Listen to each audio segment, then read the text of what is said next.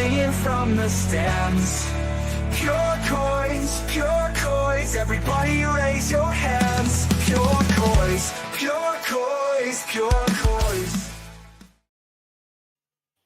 First mess up of the night. I forgot to change the thing. So yeah, good times. I was just about to say, did you mess the intro up? Yeah, I did. Yeah, totally messy intro up. Didn't put the right intro in. So what a great start. Yeah. Hey guys. Do you want to do it again? Do you want to do it again? Put the right intro? Or So I shouldn't I? I'm going to do it again. Let's go Yeah. back. Let's just take Yeah. it. We'll go. Before we get into it, just tell me how you doing, guys. Are you good? All is good. All is good. We have I'm all good, Dad. we have some Armstrongs here. All is good. Good. Yes. And you good, Charlie? Yeah, I'm right, Dad. You okay? Sorry. Yeah, I'm all right. I'm a bit annoyed that I just screwed up the intro, but you know, Oh, it there you go. happens. It's I've fine. only been sat on the laptop all day, like planning for it. But anyway, let's restart and let's do this intro, and then we can get into it.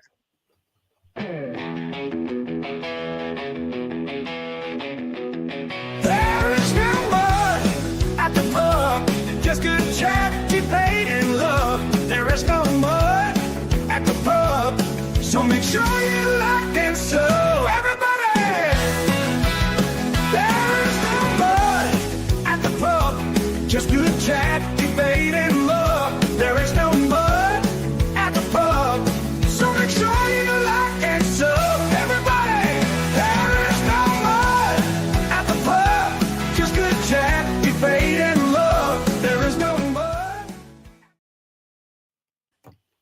Hey guys, welcome to There Is No Mud at the Pub. Woohoo! I got it right. Finally. Forget the last 5 minutes. Welcome to the show. Thanks for joining us, Mark. Thanks for joining us, Charlie. How you doing? All is well, my friend. All is well. I'm all right, Dad. So I'll be getting to town in a few weeks. So, you know, I'm thinking of that. Yeah, you're off on holiday, aren't you? Yeah, can't wait. Oh. Can't wait to get out of this country. You know. Fair play. Yeah, Let's it's say hello. Vietnam, isn't it? It's Vietnam, isn't it? Yeah. Yeah, nice. Nice. Yeah, that's what my Let's mum say hello to a does. few people in the chat. Big up, Tony.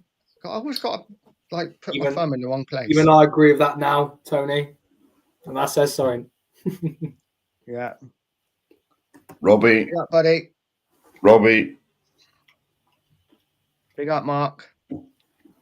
Mark Army. Big up, Lisa. How you doing? Big up the Queen. The Queen. I know, I need sacking. Sack me. Get rid of me now. Yeah. Get rid of me. And big up, Dave. So let's just briefly do. Oh, Tottenham. God, here we go. I don't really want to do it. Just want to know, just quickly, it's international break. No one really cares about Spurs. But how you feeling currently? Charlie, I'll start with you. How are you feeling currently on I thought you were going to start Mark. I've got a mouthful of pizza. Sorry, mate. So I just feel like that loss against Fulham has kind of just put there's no sort of excitement. I'm not excited for that Frankfurt game, which is ages away. I'm loving that Spurs aren't playing. I'll be honest, because I don't have to worry about them at the weekend. I'll just be like, whatever. Like, doesn't matter. Our next game is what? April the 2nd or 3rd? Chelsea, no, isn't it? Yeah. Yeah, Chelsea away. Yeah. Yeah. Thursday night. Nice, Thursday easy one. night. That'll be fun. And then we obviously got Frankfurt. And I'm expecting to lose that game against Chelsea, and hopefully we get a good result against Frankfurt. But it's nice. No, it's Southampton after that. Oh, we playing on the weekend again? Yes, it's Chelsea. It's Chelsea Wednesday. Oh, I thought it was Thursday. Oh, no worries. I'll be a bit Yeah, better. well, all right. It might be Thursday. It's Chelsea, then Southampton at home. Southampton Sunday, yeah. Yeah, and then Frankfurt Thursday. I didn't realise we were playing Frankfurt. Southampton for Frankfurt. Yeah. But yeah. So when you're away, Charlie, are you away? I leave on April 1st. And then and then I come back on the 18th of April. It's 2 Okay. days traveling, 2 days, 3 days full traveling, basically. 15 nights there. Nice. So yeah, well, all the important games I'll be away. So all the important games. So the Frankfurt game, I will watch it at 6 a.m. So Yeah, I was going to say it's going to be some I'm stupid going to time see it for you, before isn't you it? guys. Well, it feel like I'll see it before you guys, but yeah, it'll be a bit odd because you'll be messaging me, Dad, being like, "Oh, shite result," and I'll be like, "I've just woke up, had my breakfast." I'll be messaging you, forgetting that you're there, going, "Do you want to do a stream?" And you'll be Yeah, like, I know. Yeah. I don't think there's any way I could do a stream, really, unless No, you I want was it really told- early. I was going to say, because obviously me and Mark are going up to London on the 6th for the Okay. for the protest. Hmm. And I was going to ask if you wanted to come, but obviously you're not here, so it doesn't matter. Yeah. Well, it's a bit of a detour out of its holiday, isn't it? Get a flight home and then a flight back. Yeah. Yeah. Yeah. I mean, judging Yeah, about the stuff probably that's not happened worth with Heathrow, I don't trust even come back home at the moment, you know? I never did well on my first day, did I, as the electrical engineer at Heathrow, You're to a be rubbish. honest. No. Yeah. Lisa's coming down, so yeah, we'll be meeting Brian. So I'm sure we will meet you down Yeah. there. Yeah. We will be probably in that cafe where Brian was on about, wasn't it? Yeah. We'll certainly be there for breakfast because I won't have had nothing to eat that morning. I'll be bloody starving. Well, I'd have wasted away even more by the time we get to that cafe. So I'll be having the biggest, fattest breakfast that's available in there. I'll be done. Got to be done. Mark's right. Look out, ladies in London on the 6th. Nigel, Mark, yeah. Lock up your daughters. And your grandmothers. Yeah, Well, I'll say more grandmothers, guys. No well, offense. yeah. Hey, What nothing was wrong it? with it, The Somerset and Wiltshire funny magnet. Dad, I don't want to know. All right, I don't want to know. I'm sorry. That's why Charlie didn't want to come on tonight. It's like, Dad, if you come on and start talking stupid, then No, I don't really Yeah. mind. It's when you bring up my mum. I'm a bit like, I don't really want to fucking Well, know. yeah. Well, we won't do Yeah, that. but Yeah. I'm always very respectful to your mother. Thank you. I'm not. Anyway, saying you not. just brought up your mum. Let's change your name. Change yeah. So Charlie's face. Yeah. Yeah. Okay, shall we get into some questions? I want to start Spurs. Let's start Spursy. And I put out a couple of videos, like a couple of shorts, going over the current squad, who we would keep and who we would sell in the summer. So I'll go through the names, and all I need is a keep or sell, and we'll see if we got think the same. So Vicario, keep. Yeah. Keep. Yeah. Keep. Yeah, Spence, keep. Keep. Yeah. Doggy, keep. Keep. Oh. Yeah. Who Paro? Doggo, No, go Doggy. Oh, Doggy. It depends with you, Doggy, because he's like a wing back, isn't he? If we are going to insist on this back four, then well, yeah, keep him, yeah. Toro, keep. Oh, that one's tricky, isn't it? Yeah. It is. Well, he's all right for a backup for Spence, in my opinion. I'd keep him, but I wouldn't be disappointed if he went. No, it's the same as your Doggy for me because they were bought for a back five. And we don't seem to be doing that. What about Romero? Oh. He's going to leave anyway. Yeah. I mean, I'd happily sell. well, he's not been. Yes, he is a good defender, but I think his heart's in Madrid. To be honest, he's not going to hang about here, is he? You know. No. VDB, Unfortunately. keep. Oh yeah. Do Yeah. everything you can to keep him. Fucking Yeah. hell. Yeah, Jesus Danzo? Christ. Danzo Danzo's definitely. done nothing wrong for me, so I'd keep No, him. no. He's been good. Yeah, Regulon, I'm kind of guessing we're selling. Yeah, Well, we've yeah. got to sell him. Or Yeah, we'll leave gee, on a well. free, I don't know. Well, to be honest, though, Regulon, right now, when he first joined, I quite rated him. But he just don't seem to be given a chance, does he? He went to Man United and they never played him. Even when they had no left backs whatsoever, he still didn't get a game. So, well, you don't play, so get rid of him. Yeah, Davis. I'd keep him. I'd There's no sell. point selling him. What are you going to get for him? Do you know what I mean? No. I No, still, no. I wouldn't be fast to be went. Well, no. Right, Davis has been here for what, 10, 11 years, but he is Mr. Consistent. He is Yeah. multi-position. You know, all right, he was a left back, but now he's a centre back. Yeah. Whenever he plays, It's good cover, I guess, isn't he? yeah, and whenever he plays, he never has a stinker, does he? He's never a 3 out of 10, but he's never a 10 out. He's never a 9, is he? Yeah. No, he You, did. you know, But- he's Mr. Consistent. He's at 6, 7 out of 10. So personally, Yeah. I'd like him to stay and become a coach. You know what I mean? Yeah. I mean, He scored tonight for Wales as well. I was going to say, I'd just been watching that. I turned it off to come on here. Yeah. Wales were 2-1 up, and Davis got the second goal. Yeah. Did he? And he Yeah. got the assist for the first That's goal as well. silly buggers already.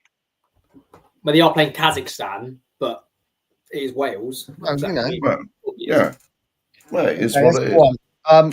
Gray, keep. Well, he's only about 12, Yeah. so you've got to keep him. Yeah. 100% Yeah. keep Gray. Yeah. Benton. I'm going to bunch them together. Benton called Basuma. I'm saying sell both. I say sell Basuma, keep Benton cool.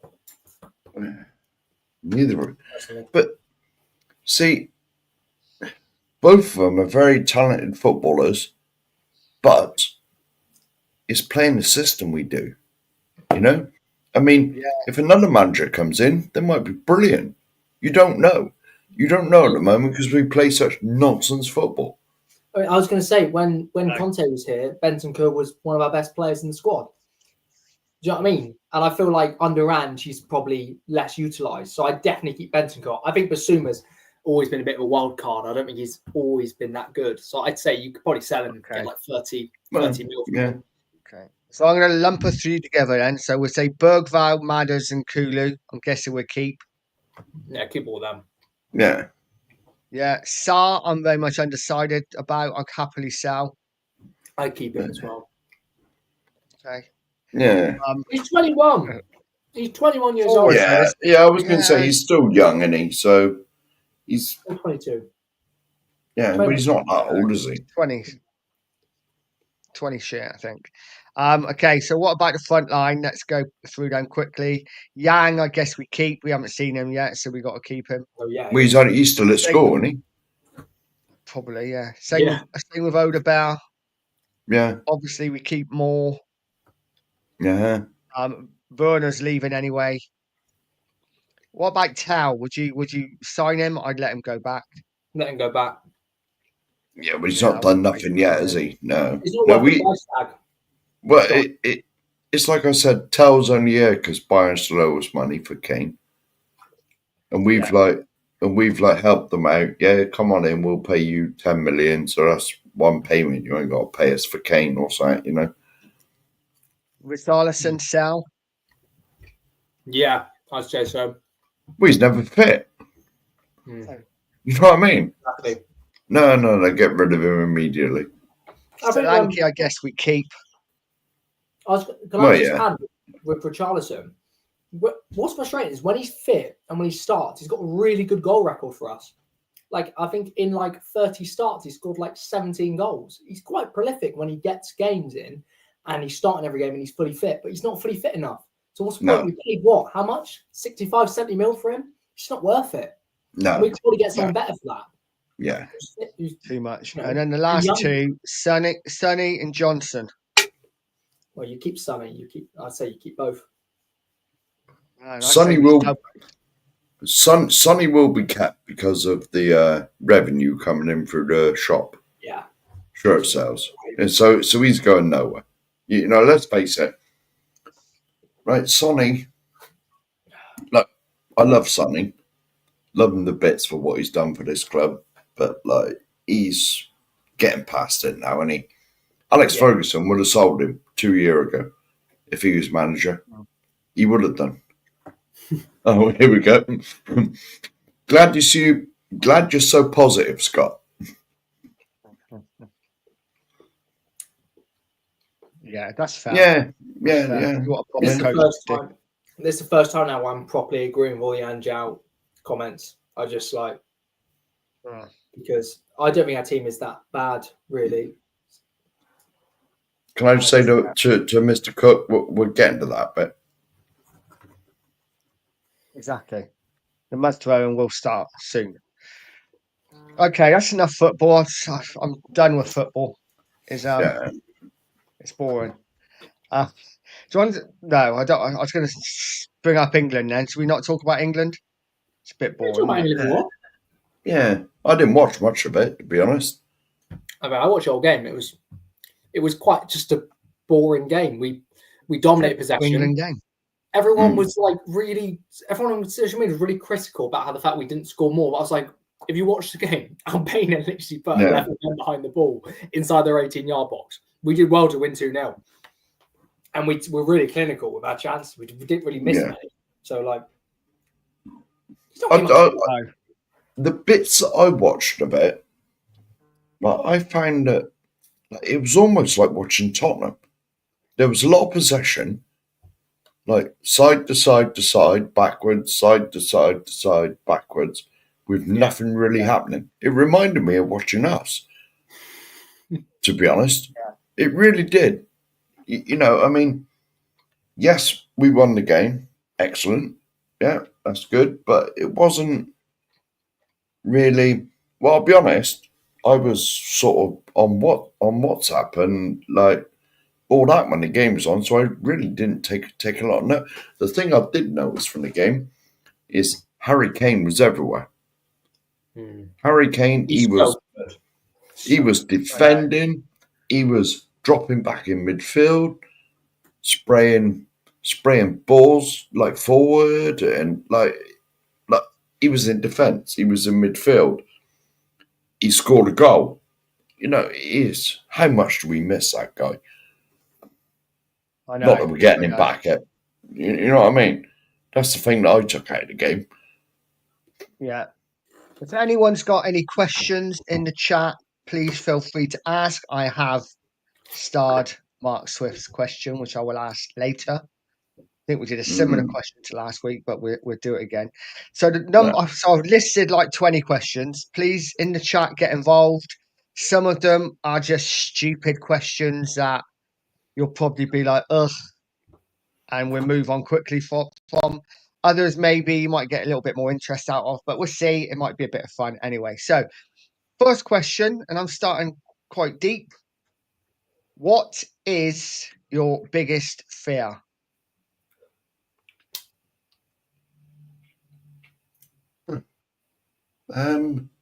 Silence.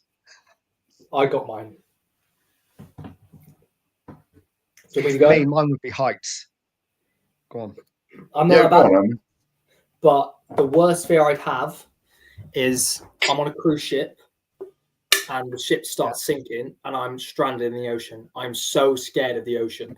Whenever I've gone to the beach with my mates, and we've gone a bit far out from the sea, I'm like, no further. I remember when I went to Antigua with Nick, you'll know Nick, Dad, and we went on a jet ski and we fell off and we were like quite far from the shore. I've never been more scared in my life because Caribbean's got a lot of sharks around it.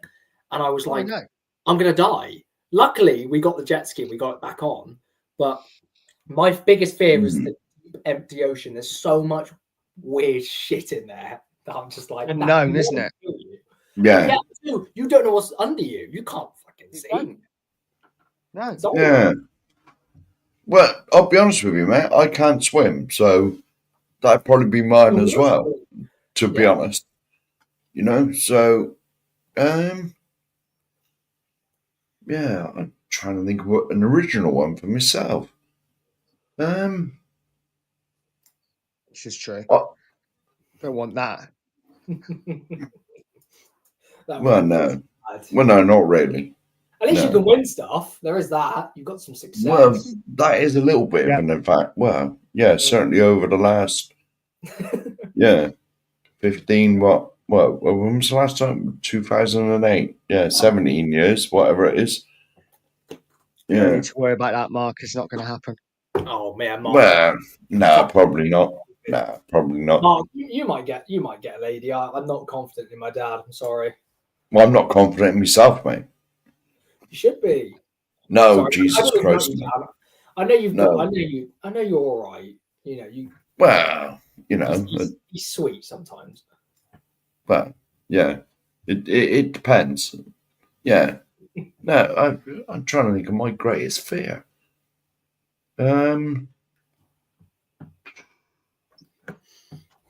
I haven't really got any, to be honest. No? Well, not Fear? really. Well, no, I wouldn't say that because that makes me out to be like fucking Rambo or something, you know? I'm certainly not that. But like, I don't know. It's a bit weird, but I don't like being in uncomfortable situations. You know what I mean? Like Out when your you feel, comfort zone. yeah, out your comfort zone. I'm like sort of, I want my safety blanket on. You know, if I got to do anything that I think, oh shit, what's this? You know, that sort of. But that's a bit weird, to be honest, because like. That could be any situation, I'm a bit like that. When we spoke Oh, before, so- Mark, and we've spoken about obviously meeting in London and stuff, Yeah. and then we've spoken about, and you're like, "We'll just get there. It's not difficult." But when I go to London with my son, when I've been with Charlie, and he's been one side of the like, I don't know, station, and I've been the other side, I freak out. I'm like, "Well, I don't know where you are. He's terrible. You're gonna have to come get me. I don't know where you are." He's so Yeah. Yeah. Like I'm relying on my baby to. when hand when we and went find to it. London last when we went to London for the Leicester game, I was in Victoria, so I got the train to King's Cross from Leicester because it's a straight train. It's 50 minutes, 55, and I got the tube from Pancras to Victoria. Easy, because the thing is, getting to the Tottenham game is easy because you don't have to change lines. It's all on the Victoria line. Just go to Seven Sisters. It's all on one line. Yeah. Well, I said to my dad, I was like, "Dad, let's meet at the Spoons at King's Cross because when you get to Victoria, you can go to the underground and it's a straight station straight from there. I'll go to Victoria and I'll meet you there." And he was like, "Yeah, that's fine." And he's calling me like, "Where are you?" "I'm at Victoria." I'm like, "You're not. I'm stood in the middle of the whole station. I'll be able to see you. You stand out like a sore thumb. No offense, because you don't know what you're doing." All the other Londoners, they're like walking around, they know what they're doing, they're just straight. My dad's just like this, what is he doing? And then I'm waiting by the Spoons. It's a red light, like fully illuminated stuff. And he was on the phone, like, "I don't know where you are." I could tell he was getting pissed off. And then I managed to track him down, and he was like, "Oh, why can't you just meet me at Victoria coach station?" I was like, "Dad, like, it's not hard. You just walk from coach station to the underground. It's like a 2-minute walk." I was going to say, I take it this is where the bus drops him off. I know it does because Yes. I've researched this. Yeah. Because that's where we're getting off when we go to the protest. Although, I'm not sure I should. Well, I don't know. Well, the Cookmeister may be flying to Heathrow. And so we may, because you said that bus, Nige, it stops at all the Heathrow terminals, doesn't it? No, it stops at Terminal 2, I think. Yeah, it'll be Terminal 2. Yeah, well, here this Cookmeister. Whatever, mate. we can still jump on a tube and get to any of the terminals because there's a big loop at Heathrow. We'll find you. We'll find you. Yeah. Before we go any further, please do me an absolute favour, guys. Please go over to the Two Mark Show if you haven't and subscribe to their channel. That would be much appreciated. Yeah, we got hardly any. Come on. Yeah, let's Come on, get these subs up for these guys because they do a Yeah. lot of work. Mark's been poorly now for a few weeks. So if we can make him smile by getting a few subs, that would be amazing. Mark, don't worry, I have subbed, I promise, on both my YouTube accounts. So you That's good, man. That's good. Don't worry. Right, let's find question number 2. Now, this is a bit more light-hearted, but I want the truth. Okay, you can't lie. You have to tell the truth. Because even though it's a pub, it's a pub that's also a court. So, do you sleep with the lights on or off? Off. Off. No. Off. It's got that blinding light. Mate, switch it off. Just like no light at all. Yeah. Well, I do have my phone in the background with like a music station or, you know, a podcast or something. Something lasts like 7 hours or so. Oh, yeah, I have I'm similar to that. I have Top Gear compilations for 3 hours. Yeah. Because it always just like I don't know what it is. It's just like having like some cues in the background just makes me fall asleep. I agree there, mate. If I had a TV in my background, if I had a TV in my bedroom, I'd do exactly the same. Yeah, but I still got to have some sort of noise going on. Yeah, I'll be honest. I sleep with a landing light on. I know he does. I do. It's what I blame Edith. I have Edith half the time. And she has a landing light on. In all fairness, right? I know this is going to sound weird, like I'm a grown man, but when Edith's here and she's 9, I quite happily sleep with all the lights off because I know there's someone in the house with me. But when I'm on my own, I like to sleep with a bit of light, you know, because you never know. You've got to get up quickly. Plus, people know you're in. You know, I've got a lot of expensive stuff in there. Like, Have you? I don't know, my mic. Yeah, your mic is quite expensive. I'll give you that. Yeah, I can see that poking up there a little bit. That's what she said. Well, yes, exactly. We won't get it. It's a bit early for that yet. Come on, it was there for the taking. I had to take it. I know you did, but it's a little bit early for that at the moment. It's terrible. Yeah, I have got a few of those questions later on. Like, Oh, you know, good, we're looking at the good. last 5. It's been good. See, it's cute to leave a light on. So there, see, you look at Lisa's comment. You know, when we get to London, Nigel will be all right. Ain't sure I'm going on the bus with you, but you know. Yeah, we're getting an early bus, aren't we? You want to get like a 4:30 a.m. bus. Fucking hell. Jesus, guys. No, I know. But there ain't, is there? Is there one that time of the? There's one at 4:30 and there's one at 6:30. 4:30 one gets in at 7:30. The 6:30 one gets in at 9:30. Yeah. Oh, that's going up, isn't it? Yeah. Yeah. Because we're getting on the 4:30 one, aren't we? That's right, isn't it? Yeah. No, that's it. Yeah, it's true. Some nights I do sleep alone. I have been. Do you know how sad it is? I've been like really sick this week. Like I've had flu for like at least 2 or 3 days, just ill in bed, and I've been having Edith's hot water bottle. I got a hot water bottle for Christmas, and it's like it's like a little like bunny rabbit. So I've been like cuddled up to that all week. Man, I've No. Take wrong your with that. hot water bottle. Why don't you let her have it? Bless her. been out. Yeah, Shape. But anyway, yeah. So you guys sleep with the lights off, but a little bit of background noise, TV or whatever. Yeah. I sleep with the landing light on. But yeah. Okay, here is another one. Again, quite a just straightforward.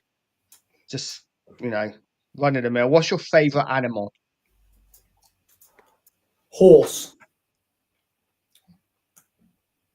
I think horses Horse. are amazing. Horse. Okay. I, Didn't honestly, see that coming. If I had the No, I money, didn't see.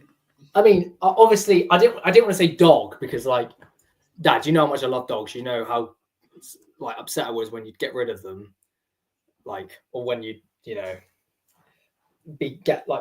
no, because you did get rid of a few. Got rid of one. No. You got rid of 4. Admittedly, 2 of them weren't your fault, right? Got rid of one, Charlie. No. So, sorry, Mark, I have to say this, right? So, Go on, fair. I'll say Holly wasn't your fault because you. Holly bought wasn't her my dog. and you couldn't. Yeah. No. Holly wasn't my dog. Pappy wanted a dog. I was the one who paid for her. That's what I mean. Next. You still paid for her. Okay. Yeah. And then Lenny, the guy who's shitting himself, shitting blood. That Wasn't my fault. Yeah. No. No. We didn't get rid of him. They took him back. No. Yeah. I'm not saying that they're all your fault. Cookie. Well, yeah, but that was silly because you probably shouldn't have bought a dog. And then and that's Lenny, Penny, so not Lenny, Penny. I didn't get rid of Penny. I split out of a bloody. Yeah, my but wife. Simone bloody took her. You paid for it. Paid for it again. You let her have it. Mate, I live in rented accommodation. I can't take dogs with me. No, I know. No, Jeez. that's what I'm saying. No, I said they're not your fault, but you've still technically let go of 4. Technically. Ones you paid for. I'm saying you paid for 4 They're dogs. not coming on the show again. Anyway. Well, yeah. Man, you make me. Yeah. So yours is a horse. Yes. I think they're Okay. just But really... what's yours? Sorry. Yeah, go on. Well, no. I like Scott M's answer as answering somewhere something about. And what the hell was it? Yeah. There we go. That was the one. Yeah. For me, a sloth, because they don't do a lot either. They just sit about and sleep all day. I can relate to that. But really, honest answer, probably, I've always had cats. Yeah. No offense. Yeah, well, no. There's people that don't like cats. That's understandable, you know. I've always had cats, you know. So, like, the thing is with cats, you ain't got to take the bloody things for walks. You ain't got to pick their shit up. They just go out, shit in the garden, bury it, do what they got to do, cover it up, bury it. But, like, you know, if you got a dog, you got to take it out, pick its shit up. What sort of bloody thing is that, you know, when you got to pick some shit up, you know? No, I can't be doing with that at all. Do that. Or they eat their own shit. Well, some of them do. But, like, no, but at least, where I used to live, I used to have a cat, right? And I used to let it out in the morning, and it used to go straight over the neighbour's garden, right? And I could see it. Well, I never kept an eye on it, but like, I knew it'd go over the neighbour's garden to have a dump. Right? And he said to me one day, he said, "My roses are bloody lovely." I was like laughing, and I was asked for my cat shit on it, you know? Because he used to shit right by his rose bushes and bury it. Fair play. Yeah. Fair play. Mate, I don't know what my favourite animal is. You're not really a big animal guy, to be fair, Dad, are you? I've gone off kangaroos. Let's get that in there immediately. I've gone off kangaroos. Yeah. Yeah. I'm not favourable to any Australian animal at the moment. No. No, I'm not a massive animal. I like. Do you know how some people really like kids but don't want any of their own?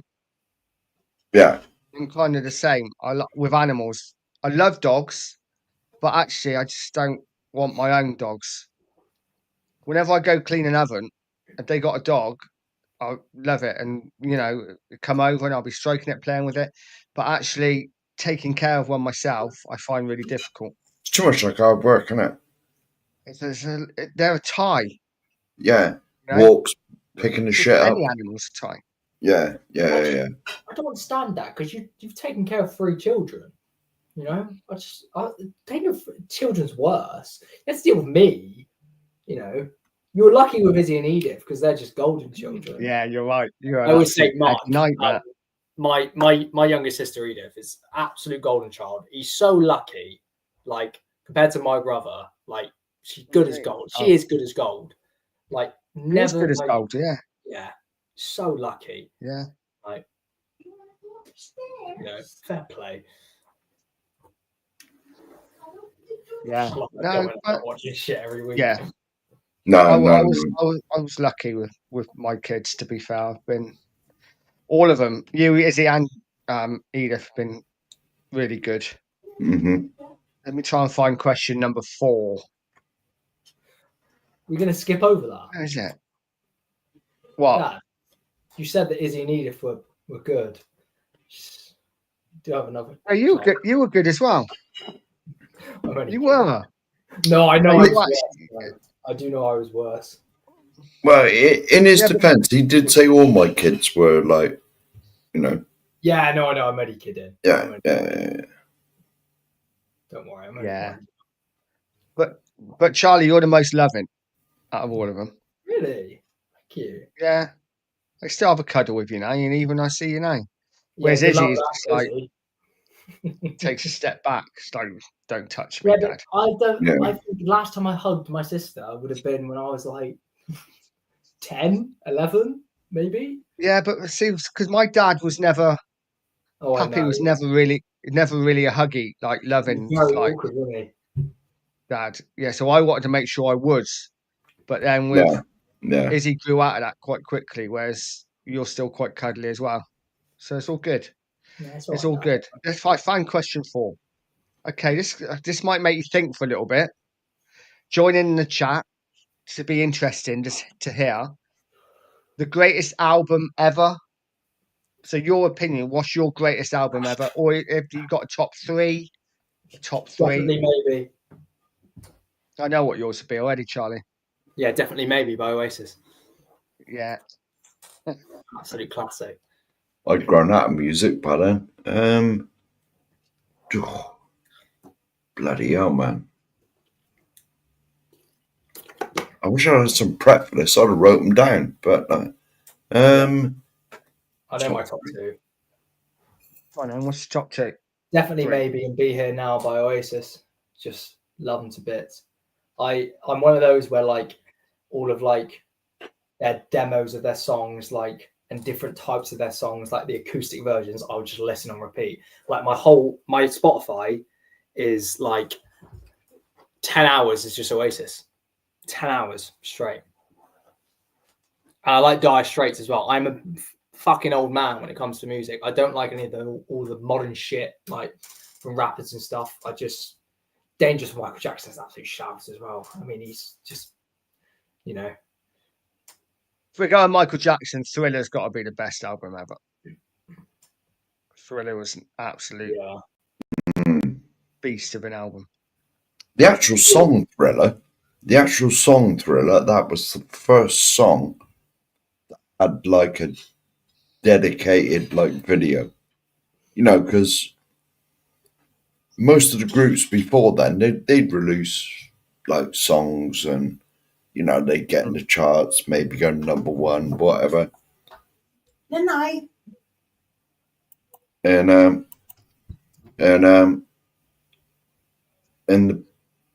you know, and the video was almost an afterthought, you know? Yeah. You know what I mean? You know, but that Thriller, the video, I remember watching that. Let's calculate how old I would have been. 12 or 13. I was in the second year at secondary school when Thriller came out. And we watched the video in music. And it was like 7-8 minutes long. And it was amazing. But as for my favorite 3 albums, I sort of, I haven't really got 3 favorite albums. There's always a crap song or 2 on every album. But like, I just got a mix of music that I like, you know. You know, like see, I sort of grew up in the 80s, so all that sort of mod ska stuff was always good. You guys You grew know. up in the best era of music. Yeah, Like, but, you guys I grew up in mean, such a good period of music. Yeah. There's so much good I shit. was sort of like late 70s, early 80s when I really started getting into music. So you got like Blondie, like the Take Me by Specials. Blondie. Yeah. Yeah, Love Blondie, the Specials, Madness, you know, the Jam, The Jam. you know, yeah, all them sort of groups, you know, like a bit of reggae music as well in there, like Bob Marley and that. AC/DC, was that 80s or was that 90s? AC/DC was about, yeah, I do like rock music as well, but I was never really a rock music fan. As I've got older, Mine would be I've sort of grown to appreciate rock music. definitely AC/DC Back in Black. Yeah, It would be Bon Jovi and New Jersey. Loved the album, played it to death. And then I've got 2. So I'm going for 4 because I can't leave Bowling for Soup out. Obviously. Simply not. Red. Oh my God, I'm leaving out. What about Simple Plan? I know it's so many. Yeah. Simply Red, but I'm going back in my past. So Simply Red and Stars, which I love that album. And I've got to put an NXS album in there. NXS X is Mm. probably my favourite album. I'm gonna have to leave Bowling for Soup out. Shit. You can't leave Bowling for Soup out. Sorry, I'm just getting my laptop charger. It's about to die. You can't leave Bowling for Soup out, Dad. That's what I grew up on. I know, but there's so many good albums. Okay, I go Bowling for Soup, Fishing for Woos, which was a great album. Honestly, when when I was 5 or 6, like 6, 7, he'd play Bowling for Soup for Death, and they'd be really explicit songs, talking about sex, talking about like loads of like drugs and shit. And he'd sing it in the car, but he'd try and like sing really loudly when the swear words came on. I remember. Yeah, hide the words. You're a bitch, but I love you anyway. You tried to say, I believe this for years. He said, you're a fish, but I love you anyway. He'd always say that every single time.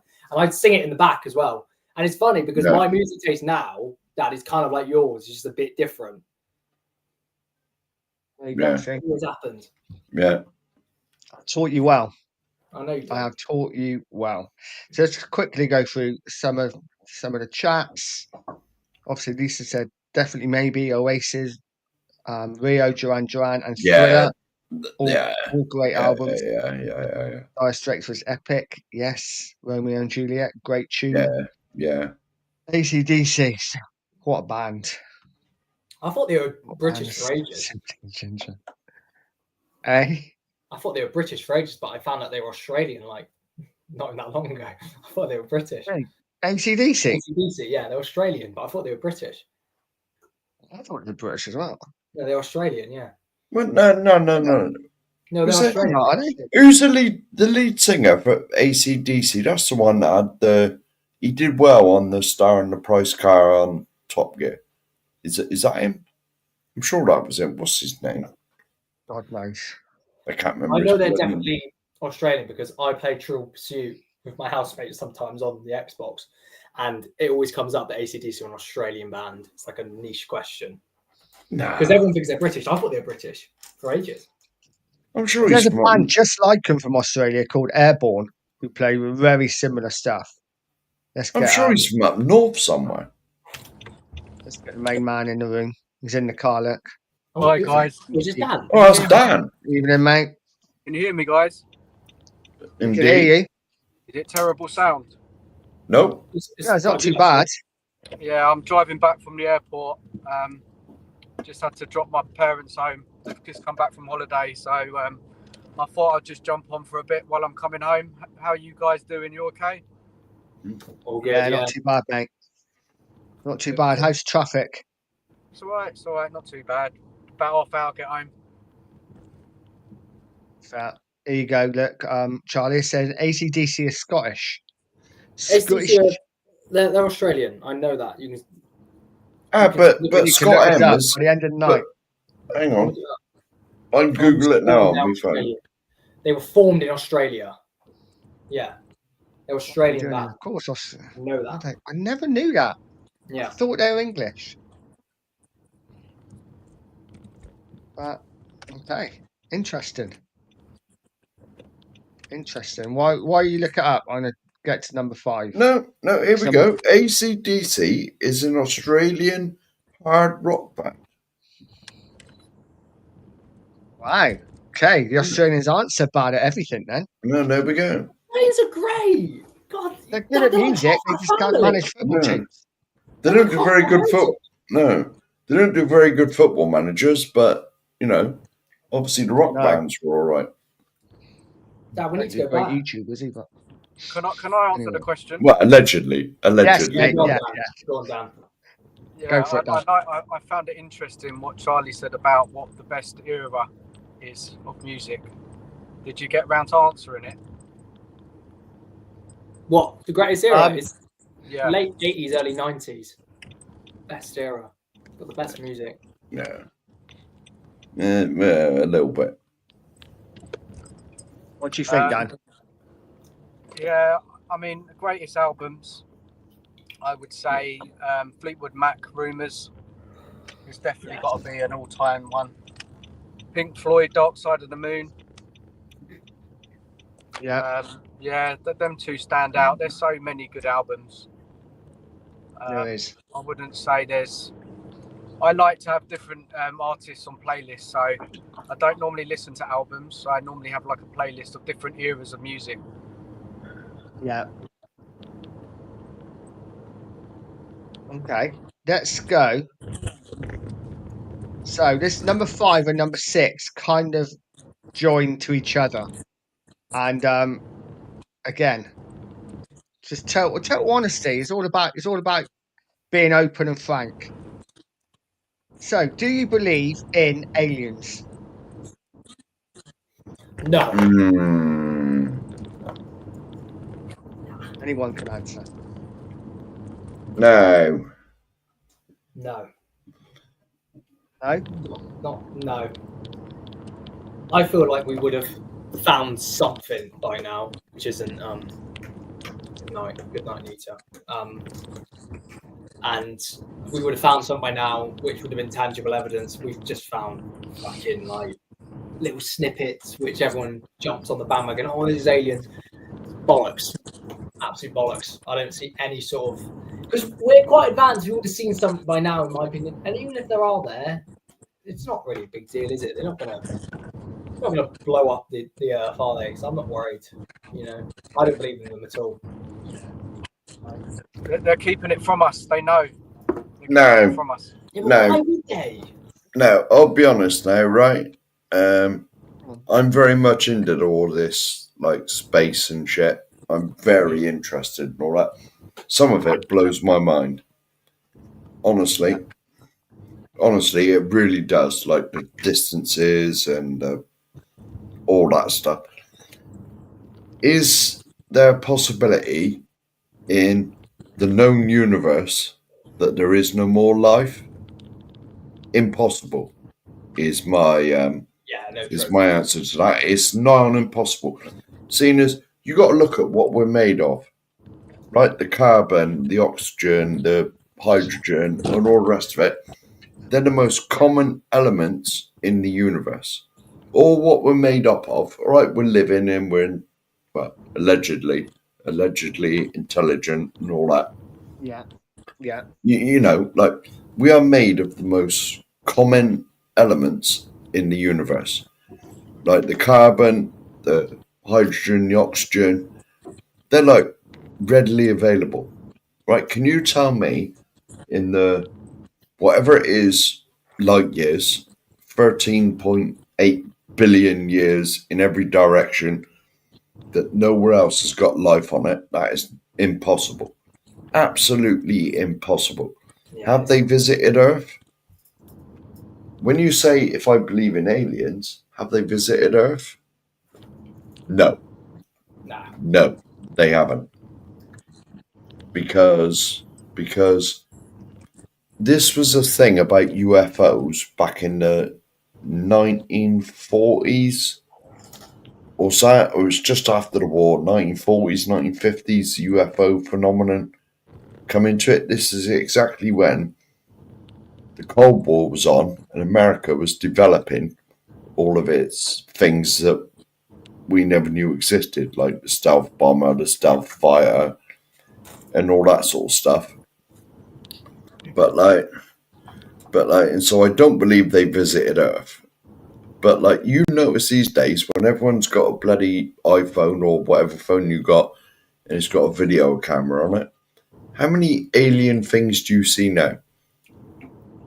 Because surely, with the social media nonsense that's on now, if there was a flying saucer anywhere in the world, doesn't matter where, unless it was out in the middle of the ocean, someone would video it and stick it on YouTube or bloody Facebook or Instagram or TikTok or something. There is a lot of sightings, isn't there? There is a lot of these video evidence, especially now.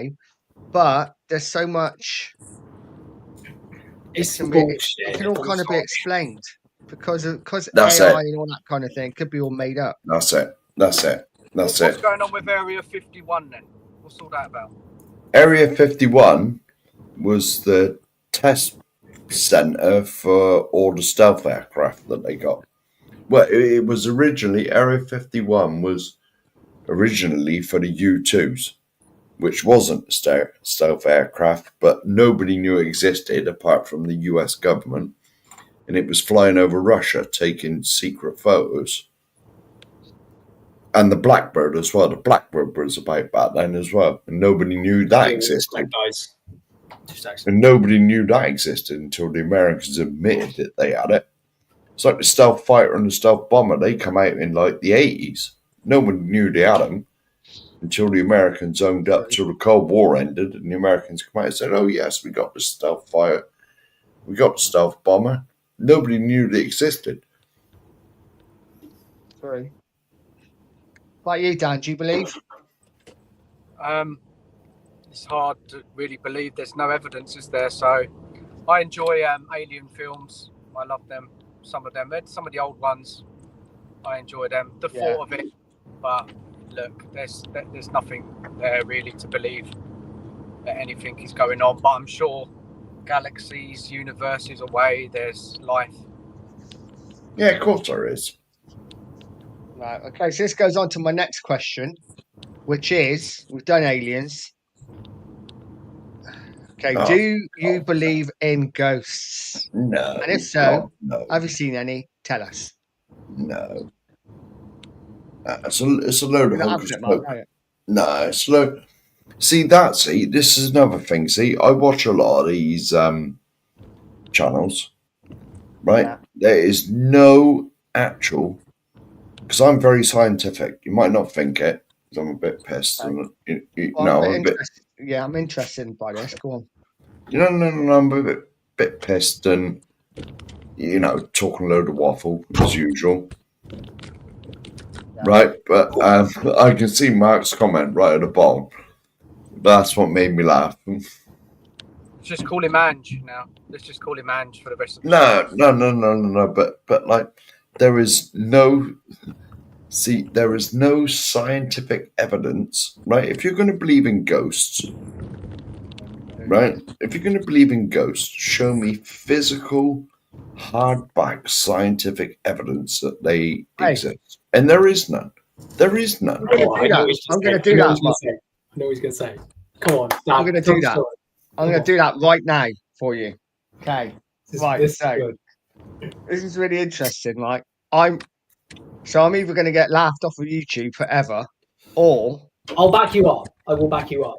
Or not. So I will go to the story first before I get onto it. So Edith was a baby. We lived in a house yeah, which an old couple had lived in before we moved in. The old guy had died there. And we quite often heard footsteps on the stairs. And my wife at the time would be like, "Oh, one of the kids is up," and I'd go up and check, and they'd all be flat out. And you get back in the bed, and then you'd hear steps again. Thought nothing of it. It wasn't never scary. It was just one of these things that happened. Anyway, one night I'd given my daughter a bath. She was 6 months old, and I'd gone back into the bedroom. It was the middle of winter, so all the windows were shut, curtains were drawn. There was no mirrors in the place at all. And I took a video, and it's like 8 seconds long, and I've got it. And you had to be quick, admittedly. And when I recorded it first, saw absolutely nothing. And it wasn't until I watched it back that I saw something. And it might take a couple of watches, but bear in mind, I don't smoke. So, Oh, what's that? What's that? Did you not want to be at Auntie Mandy's? do you want to see it again? I saw something go up through the thing. Or something It is kind of freaky. passed underneath, in between the phone and Edith. Because I was like, she was above the bed, on the bed, and I was just above the bed, and something passed underneath. Yeah. And Yeah. I will play it again. Oh, what's that? What's that? Did you not want to be at Auntie Mandy's? Oh, that's not something. I don't know what Yeah. is. Yeah. Have you had that scientifically analysed to see if it's a jink in the software, or you know what I mean? No, but it's That could be never anything, happened any man. other time. That could be anything, man. You know, I'm not. Unless you. Oh, my love for you's going. Eh? So my love for you's going. It can't be explained. That's what I'm saying. Well, yeah, but you've got to provide. You know, I mean, there's loads of stuff like that, you know. But you get me scientific proof that's been calibrated, tested. You know, I don't believe in none of it, man. I've seen none of that rubbish, man. No, it is You've not nonsense. seen anything. Have you not No, ever never. had an experience? No, but all right. We've all been like walking home from the pub and it's dark and you feel a bit, oh, you know, but that's natural, man. It's dark and you can't see what's. We're all a bit scared of the dark, man. You know, because you don't know what's in it. You know, that's just a fight or flight thing, you know. Nah, man. Yeah. No, unless you can get me hard. Well, take that video, mate, and send it off to scientific people and get them to study what's going on. And I bet you they'll be like, you know, it's explainable. I have never seen. Yeah, but Oh, lucky Dad. It's gone. It's gone. No, I have never I'm seen. I have never seen any evidence of ghosts that's put under the scrutiny from the scientific community that can't be explained. It's like UFOs, man. All them were debunked by or virtually all of them. debunk anything. If you Well, yeah, really of put your course you mind can. to it, you could just. But it doesn't mean it's not true. No. But I'm on about put it under the scientific scrutiny where only the truth matters. You know, Yeah, put it under the tests, and you know, because I get it. I'll be honest with you, mate.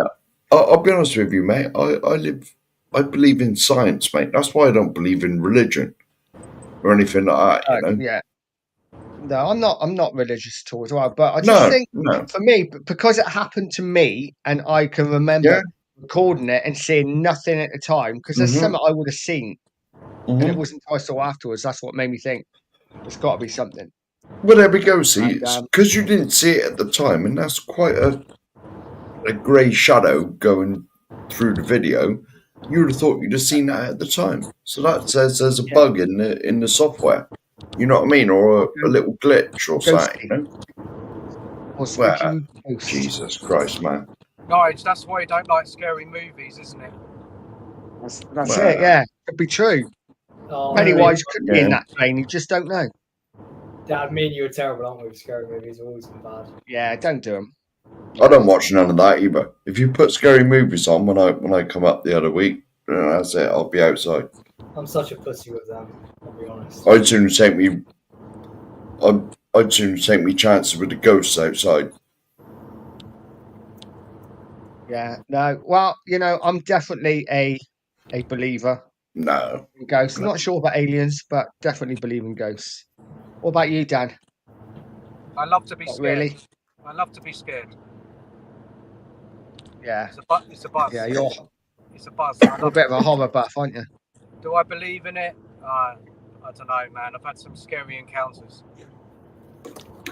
Yeah, that's just the women you've been with. Have you ever been followed before? But where? Followed. Have you ever been followed? No. Yeah. Well, obviously, me as a Somerset funny magnet, I get followed everywhere. All the time.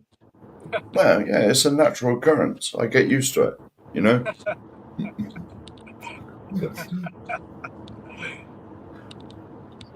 Yeah. Yeah. I don't know. Right, let's No, try don't another say it. question. What question are we on? I don't know. A 7.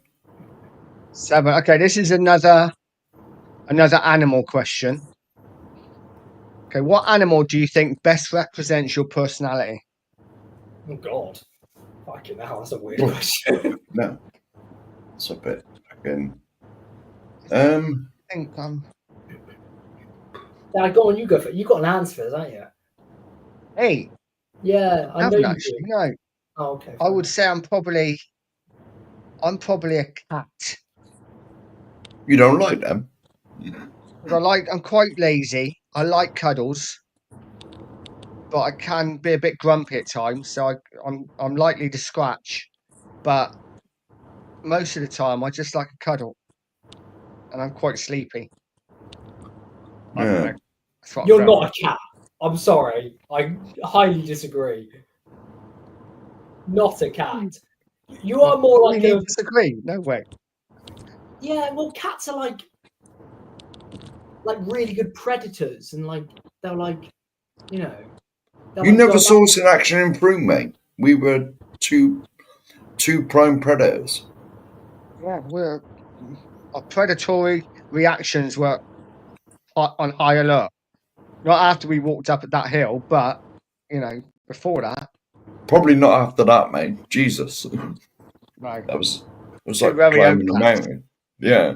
Yeah. Two very old fat ones who just wanted to lie down. Well, I wouldn't say fat, man. Well, yeah. I'd say for me, probably a sloth. Nice. I don't Definitely. know, to be honest, yeah, I definitely wouldn't be a lion. I'll be honest. Well, we'll find out. We'll find out, won't we? We'll find this out about a lion, like in 2 weeks. Yeah. What are you, Oh, Chunk a thank- lion? No, God no. Not be a lion. I'd be like a. I don't know. Something that's just like minds their business. Is just doesn't get in any fights and I don't know, like a zebra or something. Just gets on with it. Do you know what I mean? Like, I'm not a fighter.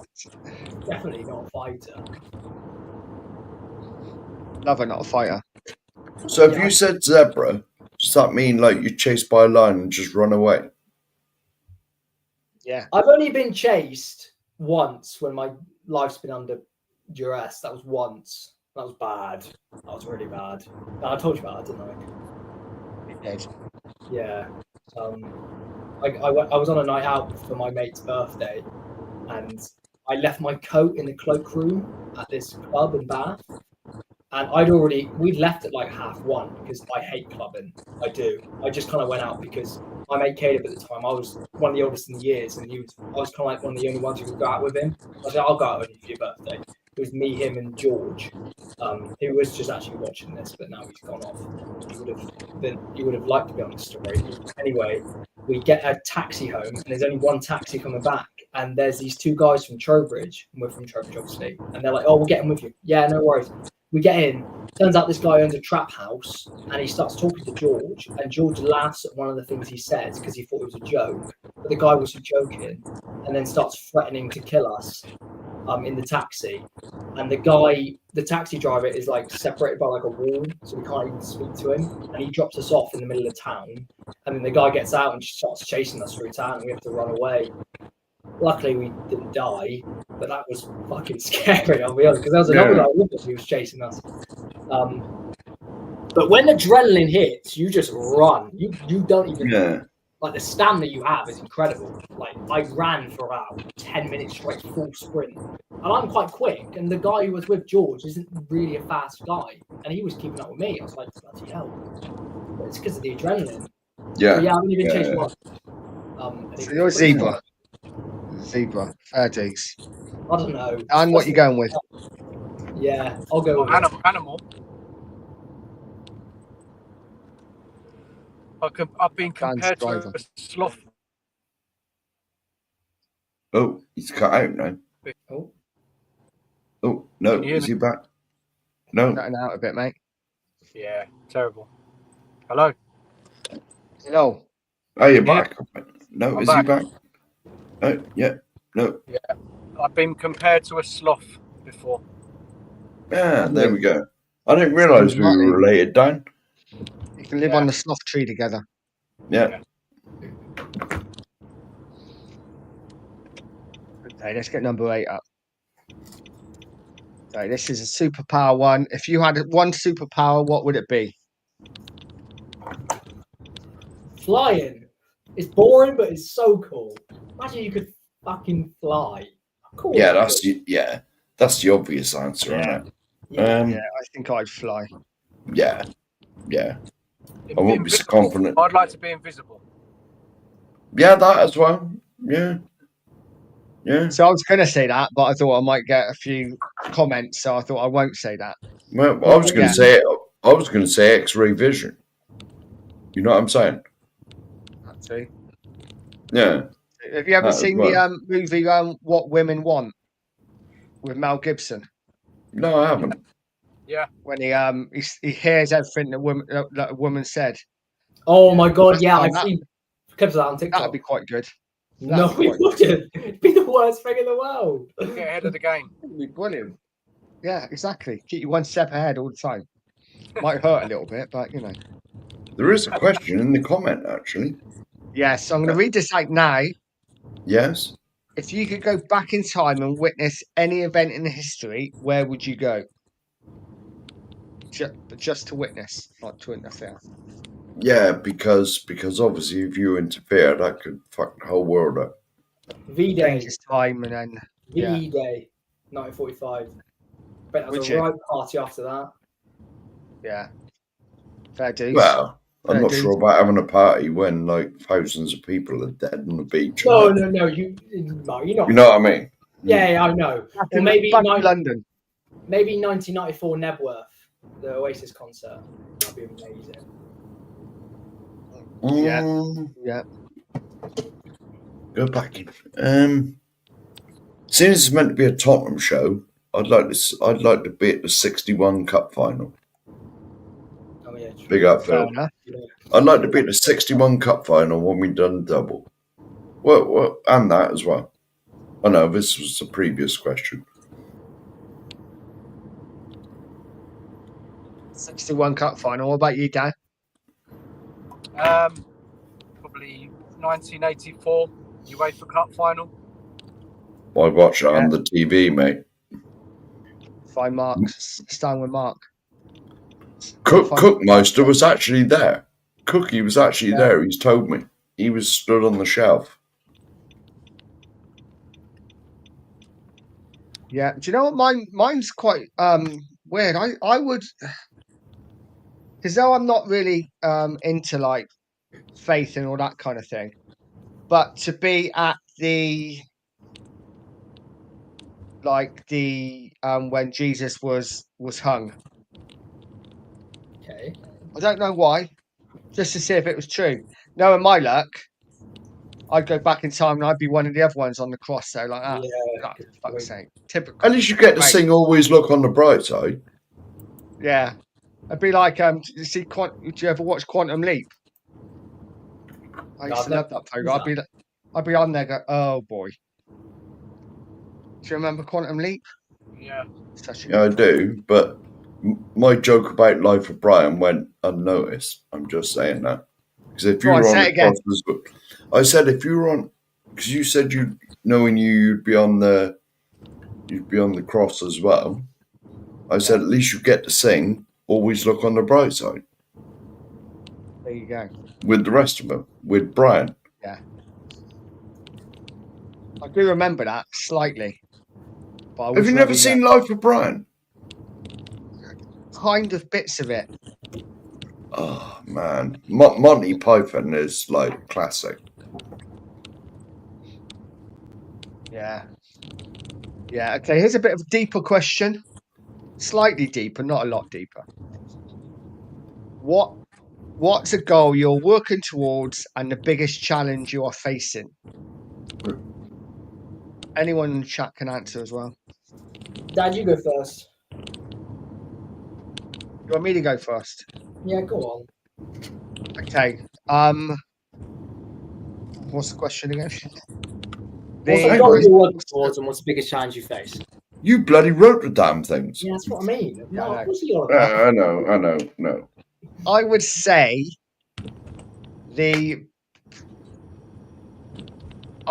currently paying off debt is my biggest goal that I'm working towards. My biggest challenge is that with cost of living at the moment, you know, I find it increasingly difficult to actually do that because you're constantly just working to live. But One day, you know, though, it is what it is.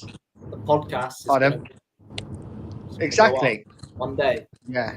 It's all And then about yeah. the dream. Yeah. It's all about the dream. Yeah, well, this time next year, Nige, we'll be millionaires. You know this. Yeah.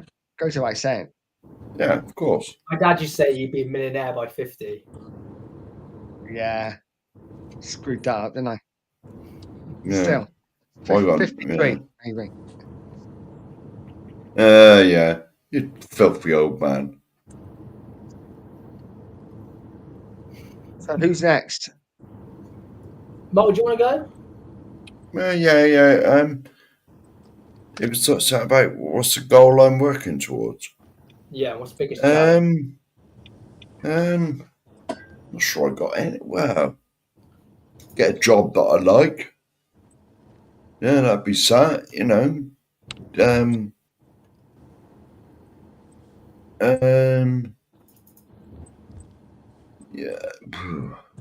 Yeah, get a job that I actually want to do instead of doing something that like bores me to death.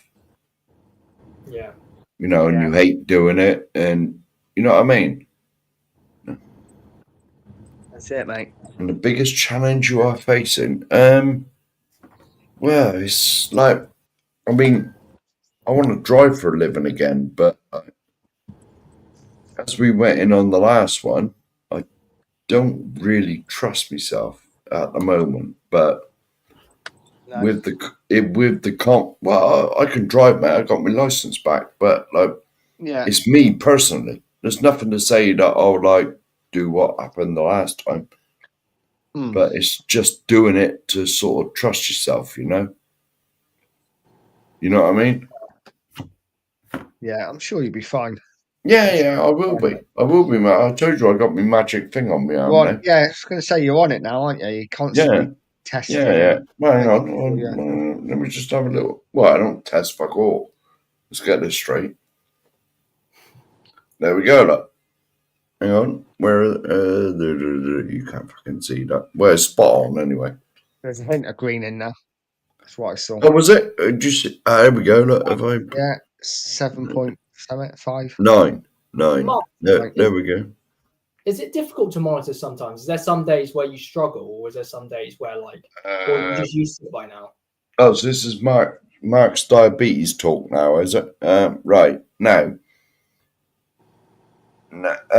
This is why I drink Amstel. There we go. Yeah, Kind of Amstel. last on. Right. There's no carbohydrates in this whatsoever. None. And it's when I have something to eat, which obviously we all got to. You gotta like it's the carbs that stick your sugars up in your blood, right? But if I don't have anything to eat, which I haven't today, I had my breakfast and I had nothing since then. The insulin in your body, well, not in your body, in my body, runs out because it's artificial. Whereas your pancreas to keep producing it to keep you in that level, mine won't. And so mine has only got a lifetime on it. You know, it's only got like the artificial nonsense that I inject myself with. So, like, I've had a couple of jabs today, but I haven't eaten nothing. It's only when that thing starts to go up a little bit, I think, oh, well, have a little jab, and it just keeps me in level, you know. Eating is the main thing, because with diabetes, you look at your food and you think, how many carbs is in that? Sometimes I don't go, monkeys, that's right. You know, I'll inject this much, but sometimes you can fuck it up, and you can fuck it up. You know, you if you don't put enough in, it shoots up sky high, and if you put too much in, you go low. You know, so it's a balancing act, and that comes in with exercise as well. You know what I mean? If you burn some of it off,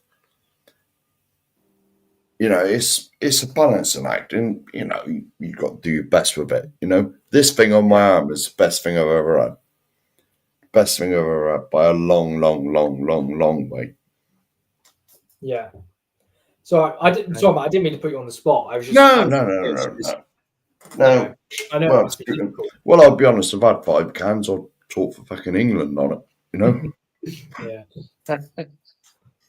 Dan, what about you? What's the goal you're working towards? I mean, you know, I think most of us these days is finances, isn't it? Mm-hmm. You know, I think it's very common this day and age. I mean, it's looking for that financial freedom, right? Isn't it? It's a goal for many people. I mean, you know, it's quite sad in a way that, you know, you look forward to, I mean, you know, you've got to live in the here and now, but I mean, I do look forward to the time where I don't have to work, where I can just get myself like some kind of camper van and just travel around. I'd like to get travel, just kind of see the world. There's so many places I want to go and see, and just it's just there's more to life than just the day-to-day grind, you know. Yeah. So Dan, are you on about like living in your camper van or just like just getting in it some weekends, driving somewhere in the week, just driving off. Just, you know, you got that freedom, right? You know. No. But you still have a house. You still have a house to live in as well. Well, yeah, of course, you'd have a house or. No, but, well, you know, I don't know, mate. There's a few people around here, mate, that just live in vans. I wouldn't want to be a nomad. I'm not a nomad. No. But you know, just having that kind of, you know, like some people, they do work for a couple of hours and then they're free for the rest of the days. You know what I mean? You know, just finding that kind of, people do it, right? People do it, and just, you know, having that kind of, you're in control of your time. Yeah. And you can do what you want. I mean, that would be the dream, right? You know, and you can travel, you know, whatever in your van or whatever, in your camper van, you can have internet, you know, you can do your streaming, whatever. If you're doing YouTube still then, you know, and then you can do what you want, man. You know? Exactly. That's ideal. Yeah. Okay, let's get into number 10. Is a bit more light-hearted. Skip me out, Dad. Let's see if anyone can admit to it. Okay, where is the most embarrassing place you have ever farted? Have you got a story? Dad, you skipped me out of the last question. What's the last question? Oh, sorry, mate. Because you're young. Go on. Answer the last question then. Oh, I feel bad now. Oh, No, go on. oh, no. What, last question? The last go on. question, yeah. Well, I do want to become a professional author. I don't know if you guys know, I'm doing creative writing at university, and I want to become a successful author or a publisher or journalist. Maybe one day make enough money so I can take Dad back to Australia. You know, me and him can go on a boys' trip to Las Vegas as well. You know, that's the goal. Nice house. Nice house, yeah. Can help you with that. Thanks, Or mate. make music. I'd love to make music. The only challenge really is paying off the student debt and, you know, getting through uni and getting a 2-1 instead of a 2-2. It's so difficult now. Like, I go to all my lectures and I do the assignments, really try on them, and I still can't get a 2-1. It's different when you go to America because the assignments are so much easier. It's so much easier to get first. But in the UK, they've put the grade boundaries up in university, a lot of them, even on because my university is not a top 20 universities. It used to be a polytechnic, like I think 20 years ago, but it's so difficult to get a good grade. And things of uni, if you get a 3rd or a 2-2, your degree's pretty much useless, and you've wasted 60 grand, which means there's a lot of pressure to get a good grade. Because if you don't get a good grade, then employers will look at you and go, "Oh, it's pointless." So you've just wasted 60 grand in 3-4 years of your life to, you know, not if you get a degree, it's worth it. I'm sure you said this already, but I can't remember. What are you actually studying? Oh, creative writing and English. So studying books and writing like novels and prose, not poetry, like journalism, publishing. Yeah. It's a very female-dominated course. I am aware. I'm the only bloke in my course, apart from one. So that's why you've done it then. No. I was a taken man when I picked this course. I promise. Oh. But yeah. I'd have gone on it for that reason. Trust me, Mark. You know. I'll say I do like a lot of people in my course, but there's 18 people in my class, and they're all really nice, but they're not. A lot of them are homosexual. A lot of them aren't male or female, as in today's society. You know, which you know. What they're like. Well, that's rubbish, isn't it? No, don't set Mark off. Don't set Mark off, Charlie.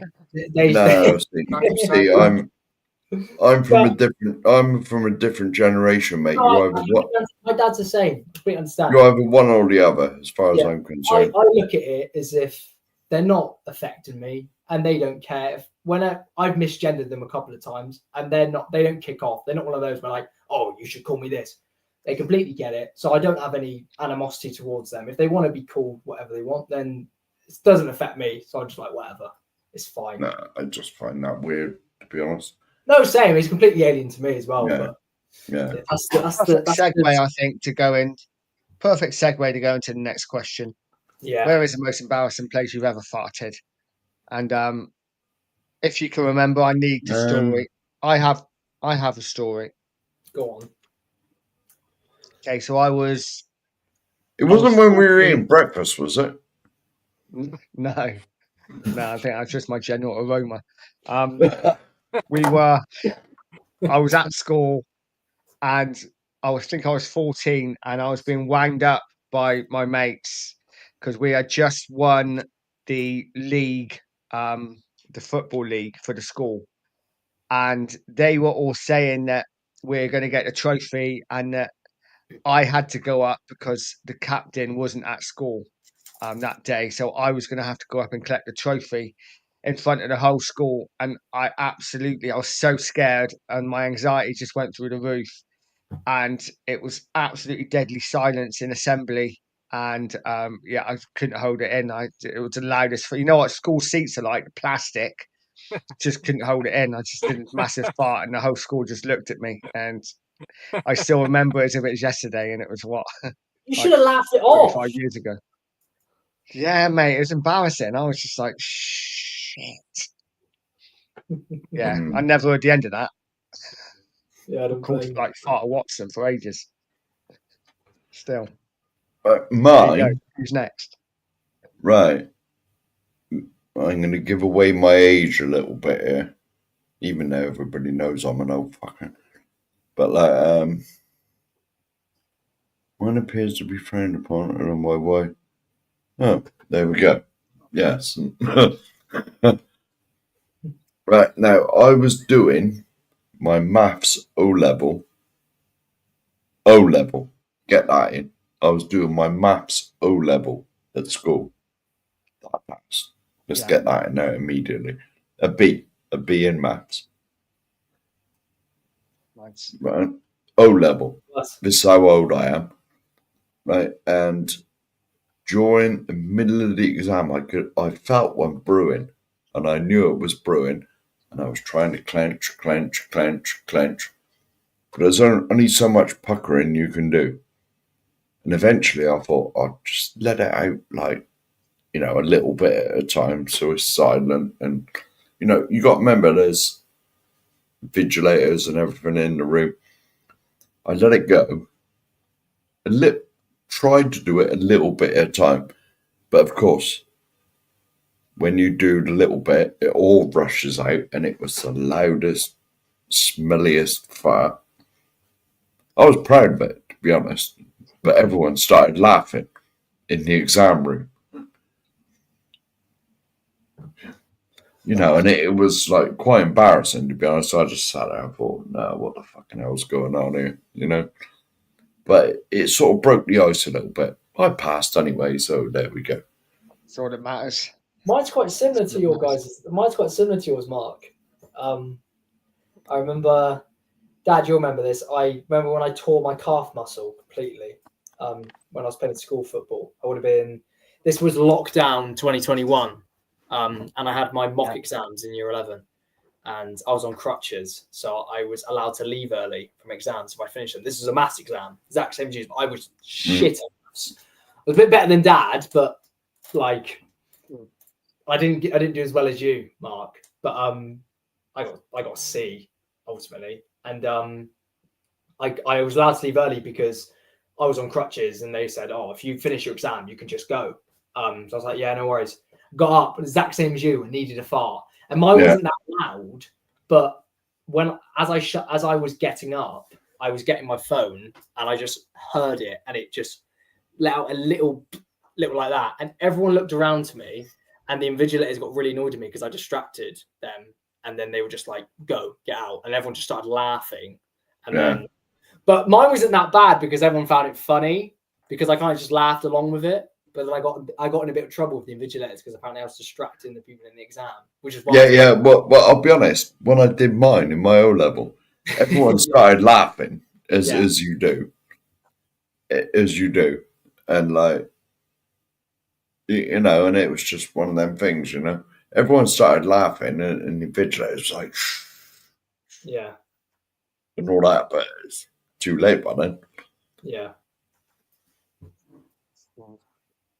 Dan? No comment? How can I beat them? They're great little stories.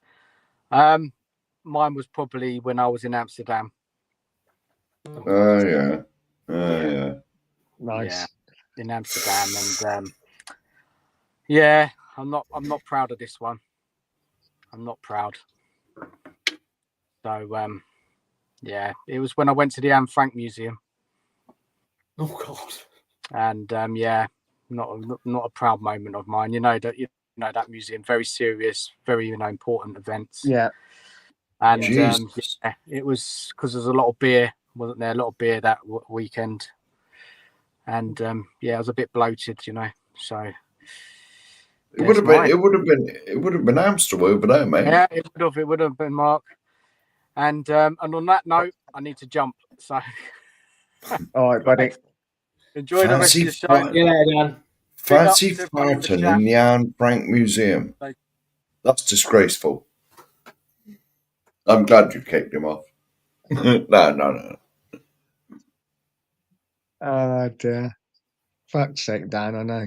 Yeah, If you haven't subscribed to Dan's channel, please get over to the Spurs Dan List and subscribe. exactly. And while you're there, subscribe to the Two Mark Show. And while you're there, please subscribe to myself. We are talking about our bodily things. So, you know, I think it deserves a sub, at least. Well, If yeah. not a like. Maybe Uh, just a like, but, you know. And can I say, Cookmaster's in the comments. He's got the link. Just get your ass on here. Yeah, Cook, you might as well come on, mate. Yeah, You he's, might as well he's come on. still in the bloody comments, like. Yeah. It's hiding in the comments.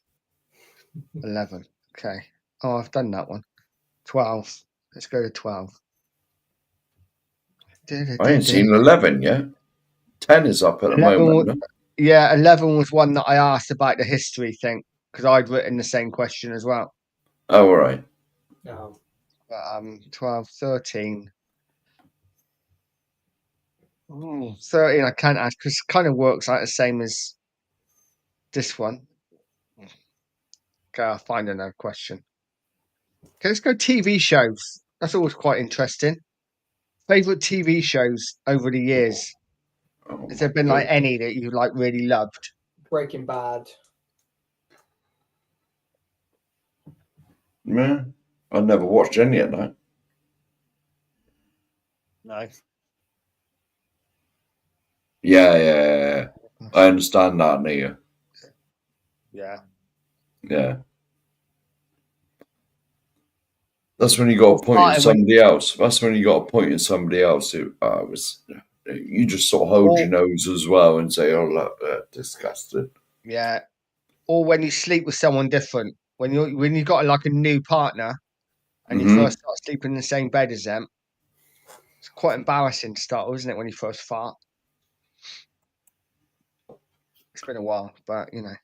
Well, yeah, I wouldn't know anything about that. So, fave TV shows. Charlie, Breaking Bad. Breaking Bad. Breaking Bad, Better Call Saul, The Walking Dead, The Gentleman. There's another one I'm just forgetting. Well, it can't be that good because I'm forgetting it. I love Breaking Bad. Ted Lasso. That was what I was thinking of. Is there any that you know, when you were younger that you can remember or not? No, not really. I don't really watch. I used to watch Top Gear a lot. Okay. But I didn't really understand the jokes, you know? I tried to watch Stranger Things. I couldn't get into it. I couldn't do it. I couldn't get into it either. Couldn't. Yeah. It's one of those where it's so popular. And I was like, oh, it should be good then. First 2 episodes, like, oh, I'm not hooked. Whereas with Breaking Bad, I was hooked in an instant. It was such a good show. If you haven't watched it, guys, highly recommend. It's very, very good. Very well written. If we're going to go to shows that when I was younger, these are like shows that I can remember. Obviously, the 18 was fantastic. And Airwolf was good. Knight Rider was good. There you go, Chunk. But don't know whether you got. Well, I know Charlie won't, 'cause he wasn't bored. But I don't know if you can remember Boone, Mark. Yes. Yeah. Loved Boone. Hi ho, Silver. Loved that. I loved Brushstrokes. Was good. Obviously, Only Fools and Horses was brilliant as well. That's stolen mine immediately. What's that? Go on then. I'll let you go.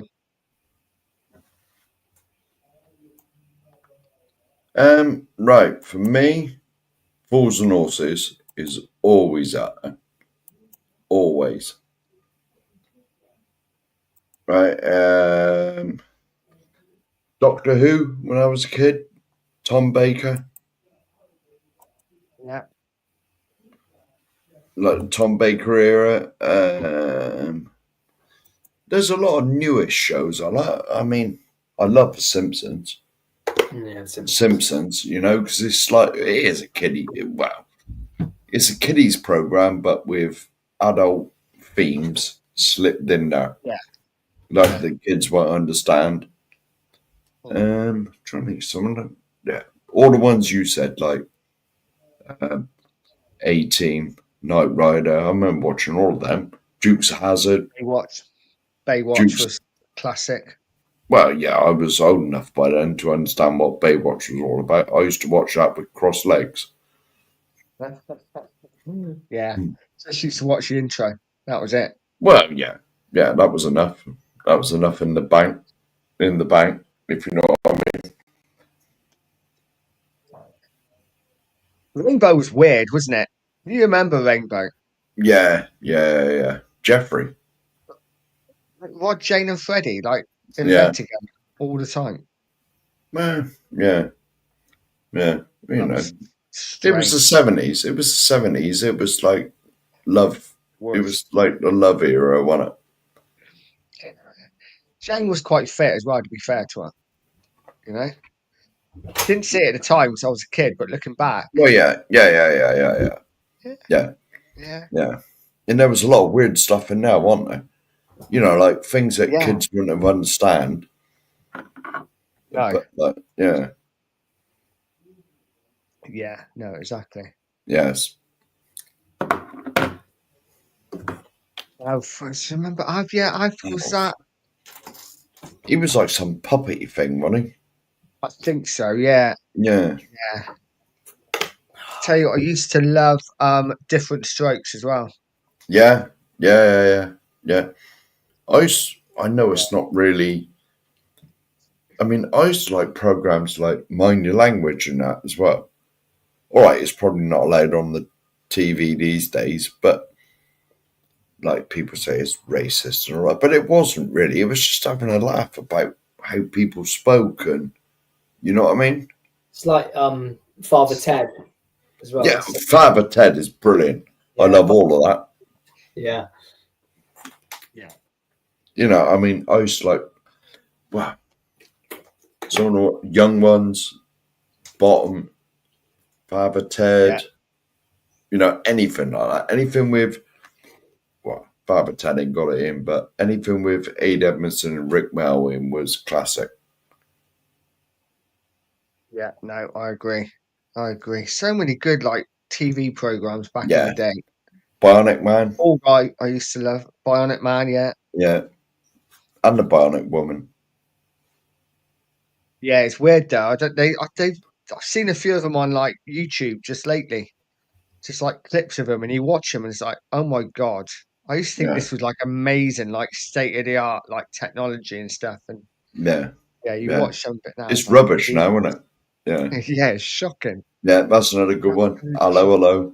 Yeah, that was good. But again, that was incredibly like racist and sexist, wasn't it? Well, yeah.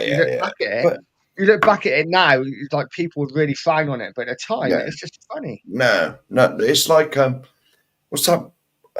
Warren Mitchell was on it. All the programs they used to do. Oh my god, I just forgot fucking Peep Show. It's like one of the best shows I've ever watched in my life. I never watched any of that. Peep Show. Oh god, you're missing out. It's just so British. It's so brilliant. Right, because we're in the pub. I must go for a wee, so carry on for like a minute. Okay. Yeah, Peep Show. I've never seen Peep Show. Never watched Peep Show. I've never watched Peep Show. I was Reeves and Mortimer. Now you're talking. It's just so funny. It's so like, you know how British shows, they're not like American shows. They're so just depressing, but depressingly funny. Like, But so you would probably, if you watched it, would love, because I used to love this as a kid growing up, Hayden Pace. Really? You're like, yeah. I don't have a clue. Hayden Pace was brilliant, but again, it was quite of its time, should I say. Tongue-in-cheek comedy, yeah. So for a few of these, Little House on the Prairie. Buck Rogers was good. Bread, I used to love Bread. Gotta get up, gotta get up. I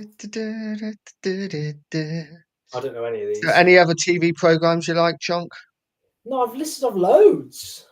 Stuff loads. Yeah, so many. My So favourite many. Go on. three are definitely Peep Show, Breaking Bad, The Office as well. The Office is great. UK as well. UK and US, I think, are both good. It's one of the only shows where like the American show and the UK show are both really good. Most of the time, one of them sucks, but they're both Yeah. good in their own ways. Because the US one's very just more like feel good, whereas the UK one's just more realistic. But then they're both funny. They're both funny to me. Yeah. I love the depressing shows where like it's just so British and they're so like it's just funny. Like Come Fly With Me as well. Just fly with hilarious. me. Come Fly With Me, yeah. With David Walliams. And what's the other guy's name? I can't remember.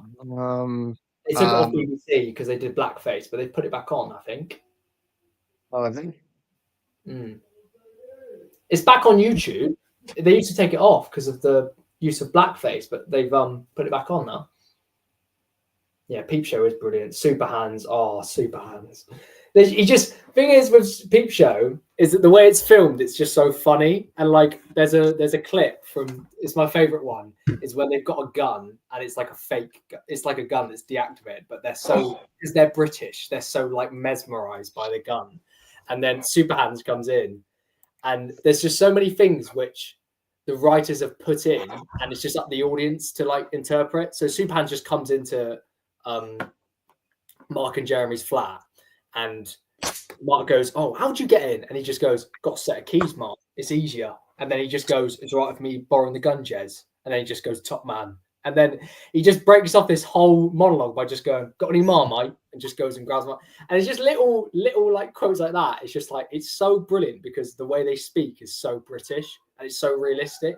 Whereas in American shows, they often speak in like long monologues and stuff like that, where it's like no one speaks like that. But in Peep Show, they speak how just normal people would speak. And that's just what makes it funnier, in my opinion. So I went on a bit of a tangent then. But I love Peep Show. Well, I've noticed that. It is true though, isn't it? Because English, I do think English people are a lot more like Just one peasants. sentence or couple of words. That's all you need. Whereas you do listen to American people talk, which is they go on, fantastic. yeah. Nothing against it, by the way, but they can just keep going and keep going. Yeah. Whereas you don't need that many words. Just say it as it is. Yeah, Matt Lucas, who you thinking of? Oh, yeah. Yeah, that's him out of I knew as soon as you say the name, I'd be kicking myself.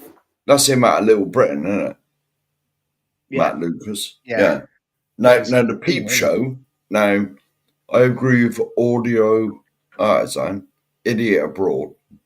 Oh, Idiot Abroad. I forgot about an Idiot Abroad. Now, when I go to sleep, this is God's honest truth. I normally have Ricky Gervais podcast on my phone to fall asleep. So Ricky what? Gervais, Stephen Merchant, who allegedly I may talk a little bit like. He's from Bristol though. They talk funny out there. And Carl Pilkington, funny as anything. I think that's the best humor. Like, you can tell he's not meaning to be funny, but just the way he says stuff, and he's so just blunt. No. He is hilarious. Carl Pilkington, right? I don't even think he's trying to be funny, but he's just hilarious. Yeah. No, he's just being himself, isn't he?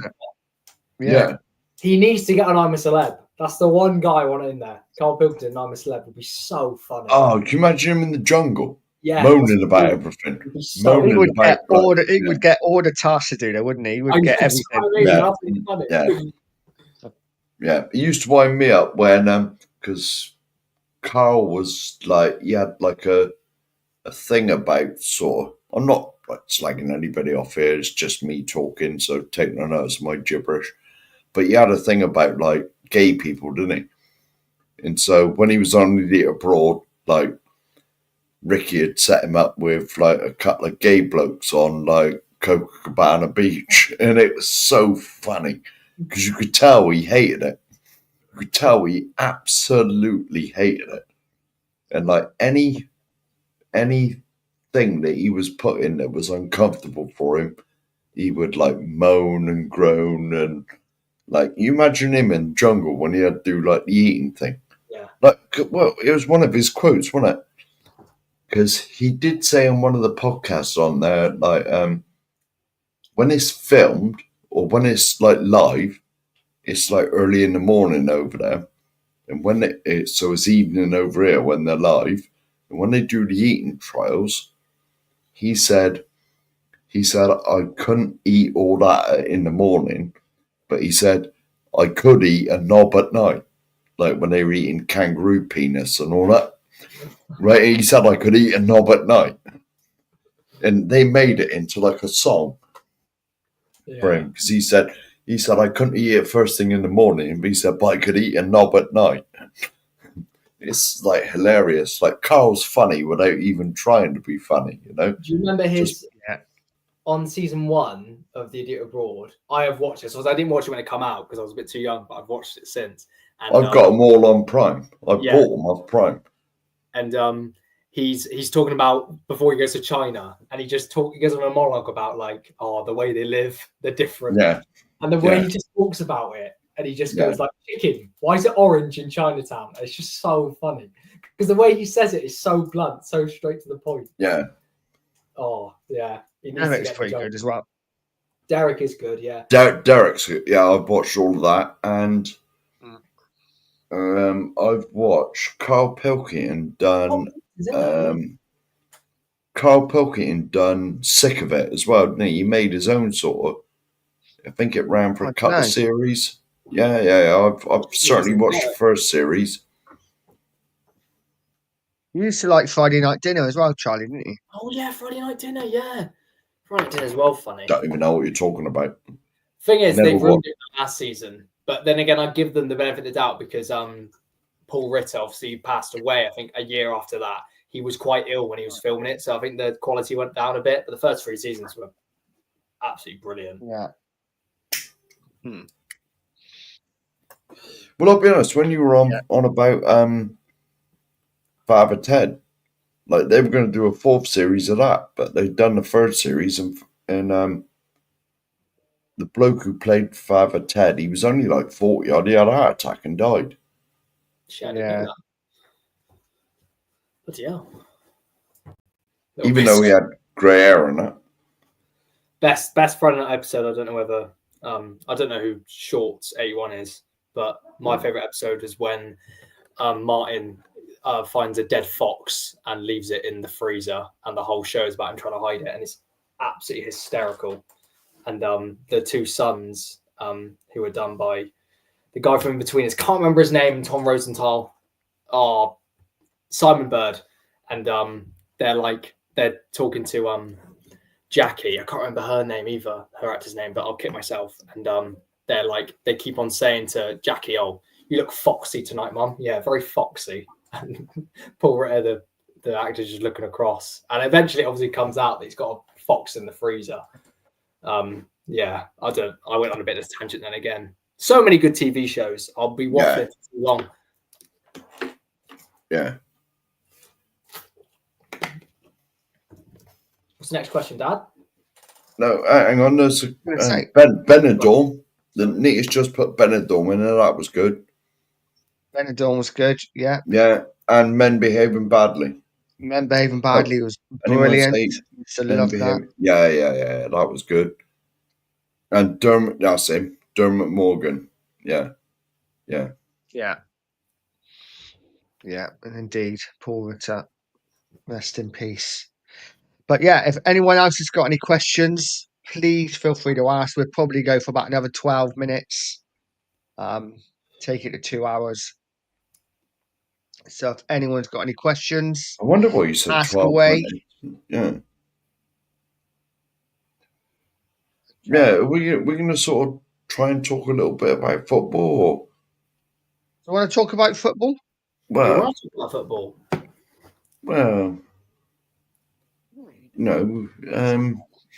Like how do we? Like obviously, the first game up is, I believe, it's Thursday night when we got Chelsea away. It is. It No, is. I've only Hey, Chelsea. Chelsea. Now, in my well, I've probably seen it more than this, but well, I have definitely.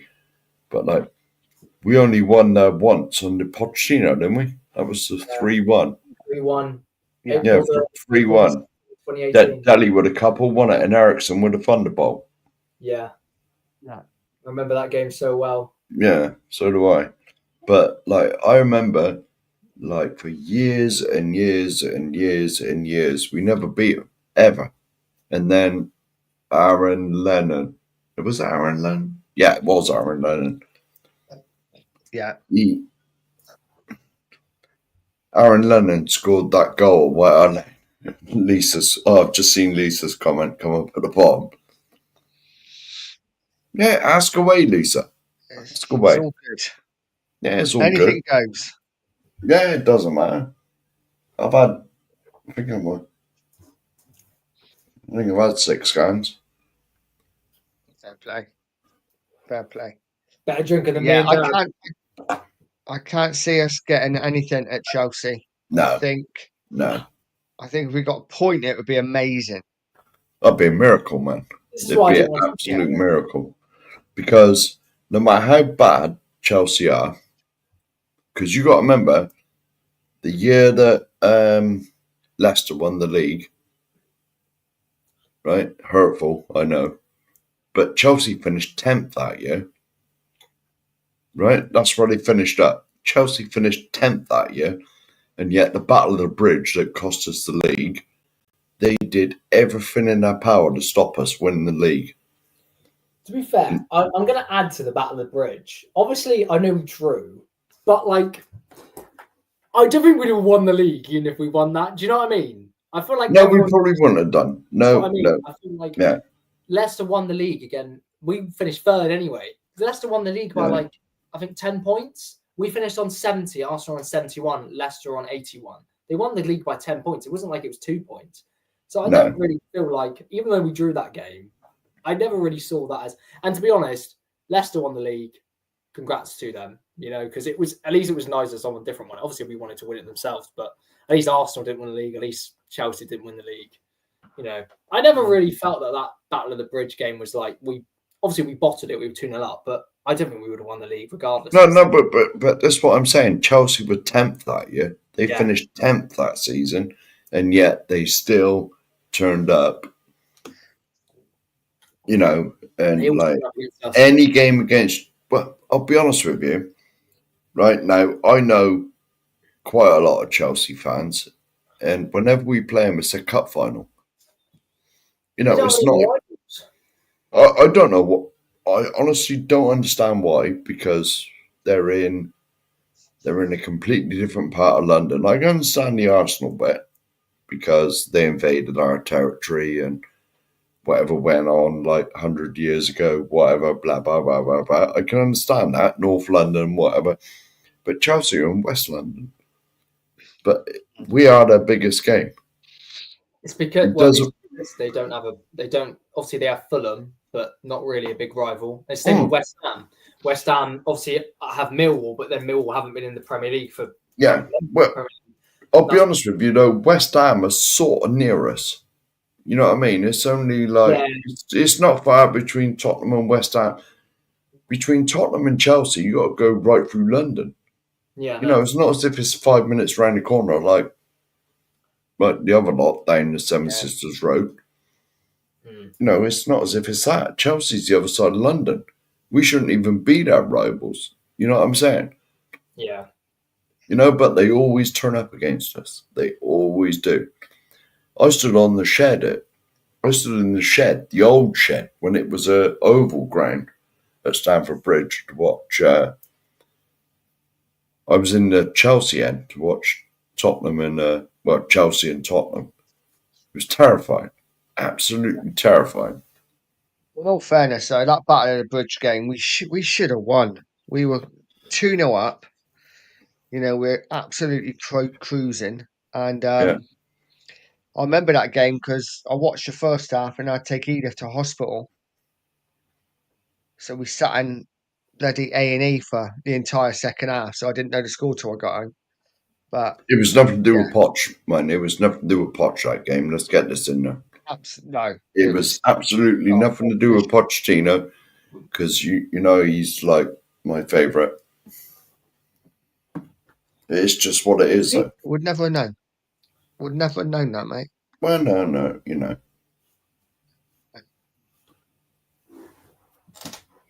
Yeah. What is it like? Part of my will, I don't know. It's got to be 8 years ago. Nearly 9 years 2000 ago. and I think it was, yeah. 8 years. it's either 2016 or 17. 2016. Yeah, there we go. 9 years So ago. it's coming on 9 years ago. Yeah. Yeah, I was over the pub, surprisingly. I was always over the pub back then. Yeah, I We was don't over the think pub that we're watching. going to get anything. We don't think we're going to get anything out of that game. No. It'd be a miracle, wouldn't it? I mean, And if we don't get anything, which is unlikely, chances are we could be 16th by the end of it's that a weekend. joke, man. No, it's a joke, man. No, honestly, us being like, to be honest, right? Now, obviously, I blame Ange. A lot of the blame is on Ange. But a lot of the blame is why we're going on the 6th. A lot of the blame is with the hierarchy at the club. All right, the owner does not put the team on the pitch. He doesn't. As much as we hear rumours he might interfere and what's gone on in the past. But so our form at the moment is squarely on the manager. But the hierarchy don't help him. You know, because it's profits all the time. That's all they worry about is money. It's money, money, money, money. As long as the tills are still ringing in that stadium, that's all they care about. If we're successful, I've said it on a few podcasts that I've been on. Like, if we're successful, it's not because of Levy. It will be in spite of Levy. You know what I mean? Yeah. Yeah. It will be. It will be. I mean, you look at how. No. You know he's my favourite manager, and I have him back tomorrow. But look at what Pochettino done for us. He was successful with not having signings for 518 days, whatever Chris Carolyn said on his podcast. 518 days, we never had signings, right? And he still got us top 4. Because all the money at the time was going into the new stadium, right? If, right? See, Pochettino really came in to our club at the worst time, really, because we were planning on moving grounds, right? That was already in the pipeline, right? He never got the backing that Ange's had, nowhere near it, you know?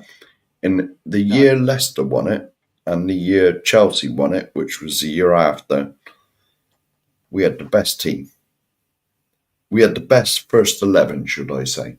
We had the best first 11 by a million miles in that league. Right? And he never got the squad players to help us out.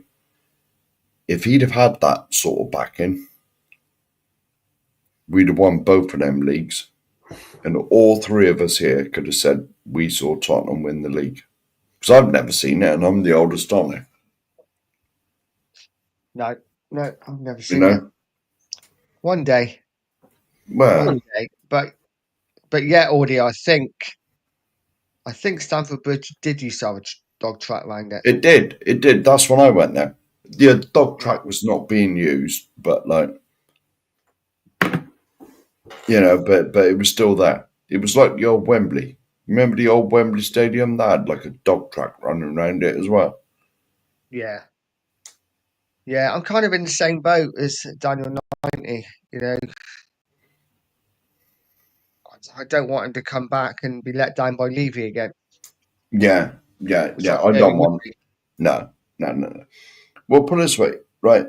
the reason I got so much love for Poch, is because when I used to go over my local pub, like before Poch come in, I was the root of all jokes. Here he is with his stupid shirt on. Here he is, because I always used to wear a Tottenham shirt. Here he is, like, never win anything, blah, blah, blah, blah, blah, blah, blah.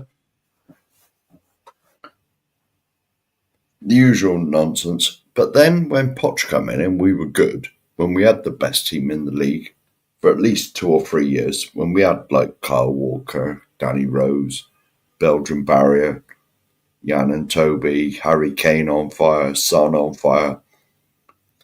Like, suddenly, when it was coming up to us playing Chelsea and Arsenal and Liverpool and Man United, all the people that go in the pub that support these teams, they were like, oh, we got, I say to them, we got you next week. Do you want to play on it?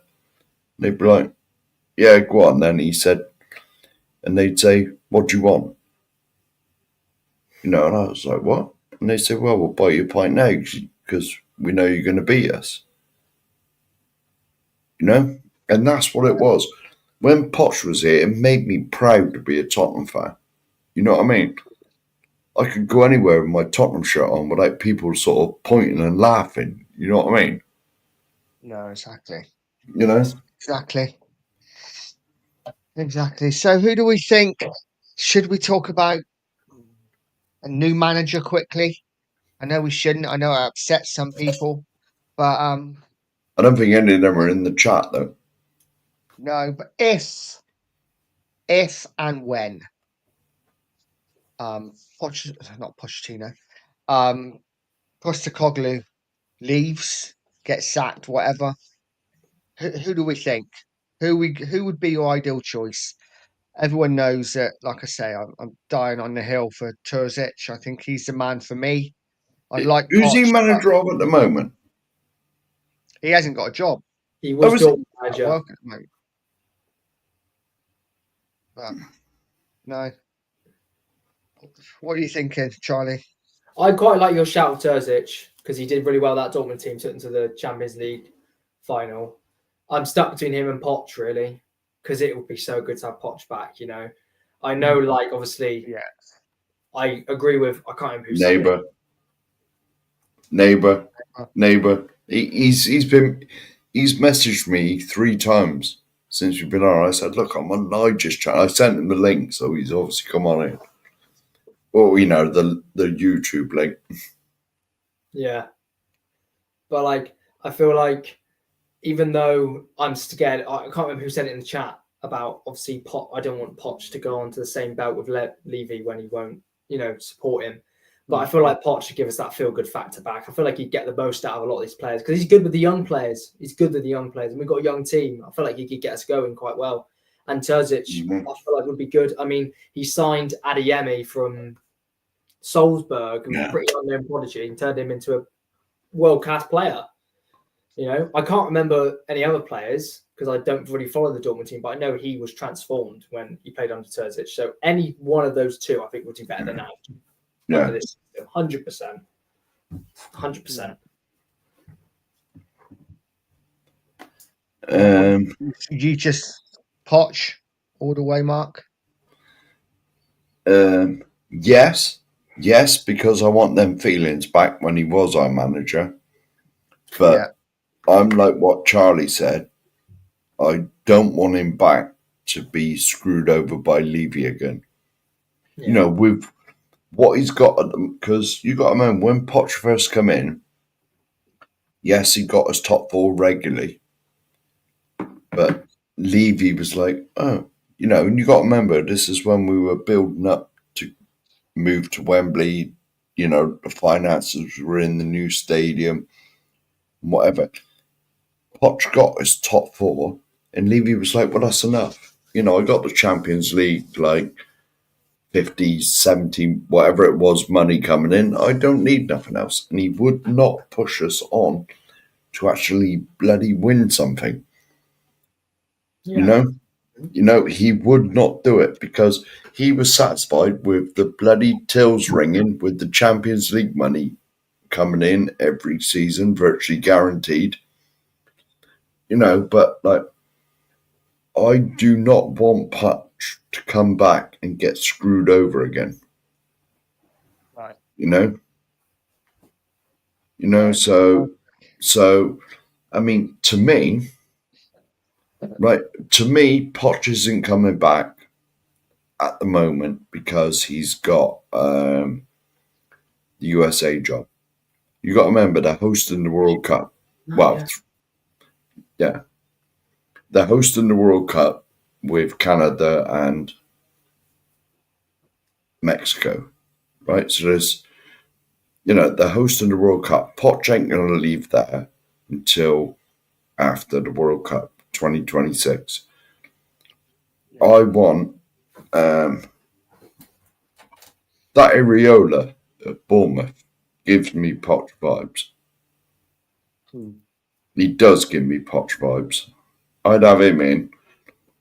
To be honest, eventually I'd like Poch to come back, but he's not going to come back into, well, but then again, put it this way, right? If Levy sacks Ange, we all know that there'll be 60,000 people in that stadium, 62,000 people, whatever it holds, pointing at the West Stand. You know, we can see you. I'm sure you've all seen the video. Can you see me? All this. We've all seen that video. Right? But and so the thing is with Levy, he always pulls a magic finger just to silence the fans or try and silence the fans. He always does it. You look at when we sacked Nuno and there was 70 days and then suddenly, rabbit out the hat, Conte walks in. You know what I mean? He always does something to silence the fans. So He's going to need something, isn't he? He's going to need something after Ange. yeah, the only way he would silence the fans really is to bring Poch back. So whether you'll pay America to get him out of his job, I don't know. But I mean, I'm not saying he won't get Poch, but I've never seen that Terzic that you're on about. I don't know anything about him, but knowing what I know, I'd get Areola from Bournemouth. I think Terzic for me is similar to Poch. I know you say like Areola gives you Poch vibes. For me, Terzic gives me Poch vibes. Well, there we go. I've never manager. seen him nudge. I've never seen him nudge, so I don't know. A lot of people say he's defensive. I heard someone say the other day on I think it was on Last Word on Spurs, somebody said that, oh, he played really defensive in the Champions League. I'm like, well, yeah, he's Dortmund manager. He's not managing one of the best sides in Europe. He's managing Dortmund. Of course, you're going to play a little bit more pragmatic when you go into the Champions League against the best teams in Europe. And guess what? It works. They got all the way to the final. So yeah, they were lucky in the final. There we go. Yeah, really I want from a manager to be able to change. But yeah, we will see. We will see. There's a few legends coming. There's a few legends just entered the chat. Yeah. Evening, Jose. Evening, Brian. Mr. Daigle. Big up, sir. Big up.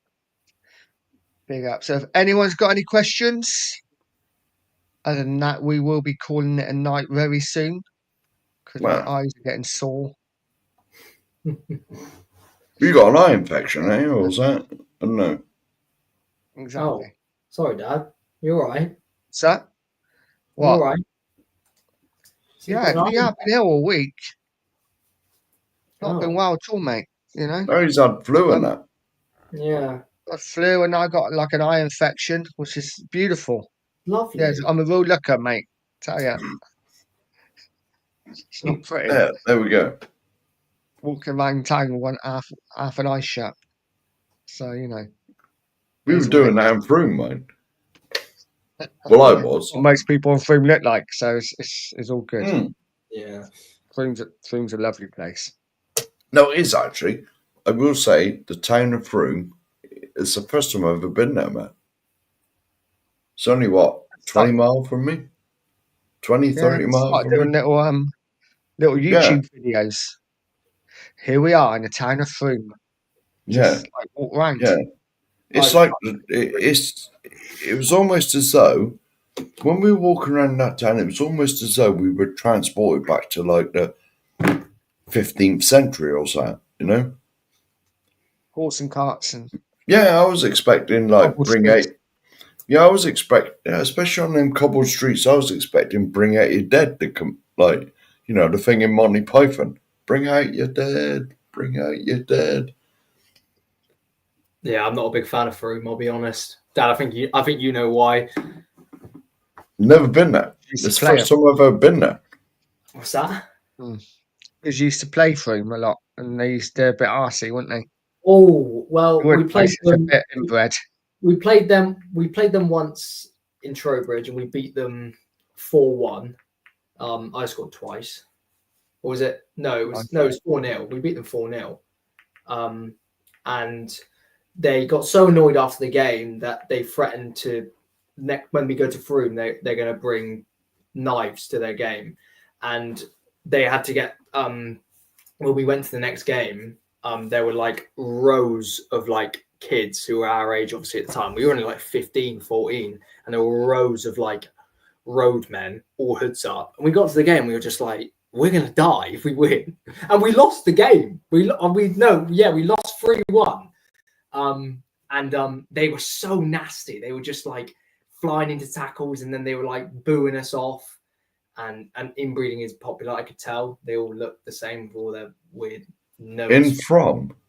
I don't understand that. In from? It's Froome, mate. It's got an E on there. Sheriff on tour in Froome, yeah. Yeah, Froome. It's got an E on the end, mate. Sounds the same. Yeah, But yeah, we should.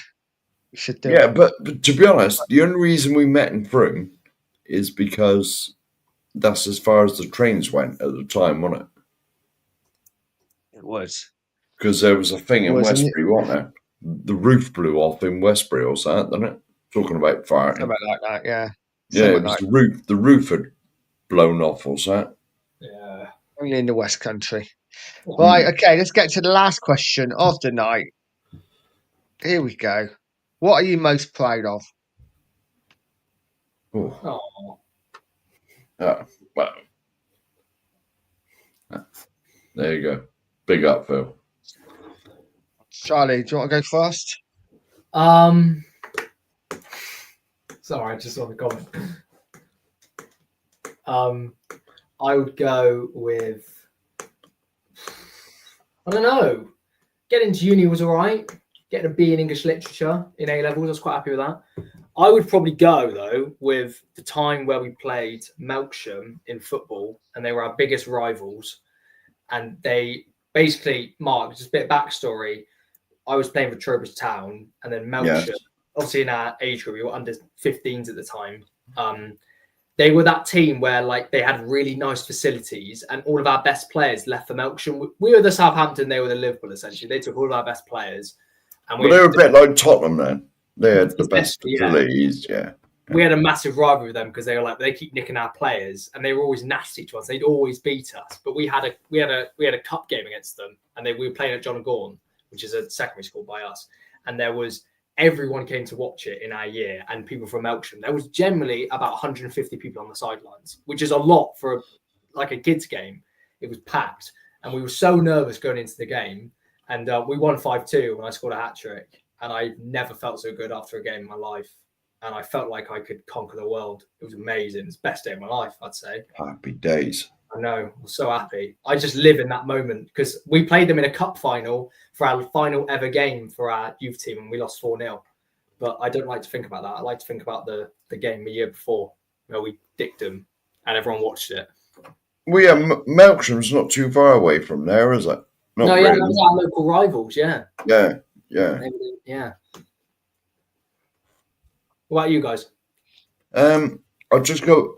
just go back to Lisa's comment about that's the one. There'll be more than me and Nige, Lisa. There will be the Cookmeister and Dan.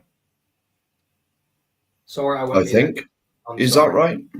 Is that right, I think Nige? Lisa just wanted to see Charlie. I'm sorry. I will be. Yeah.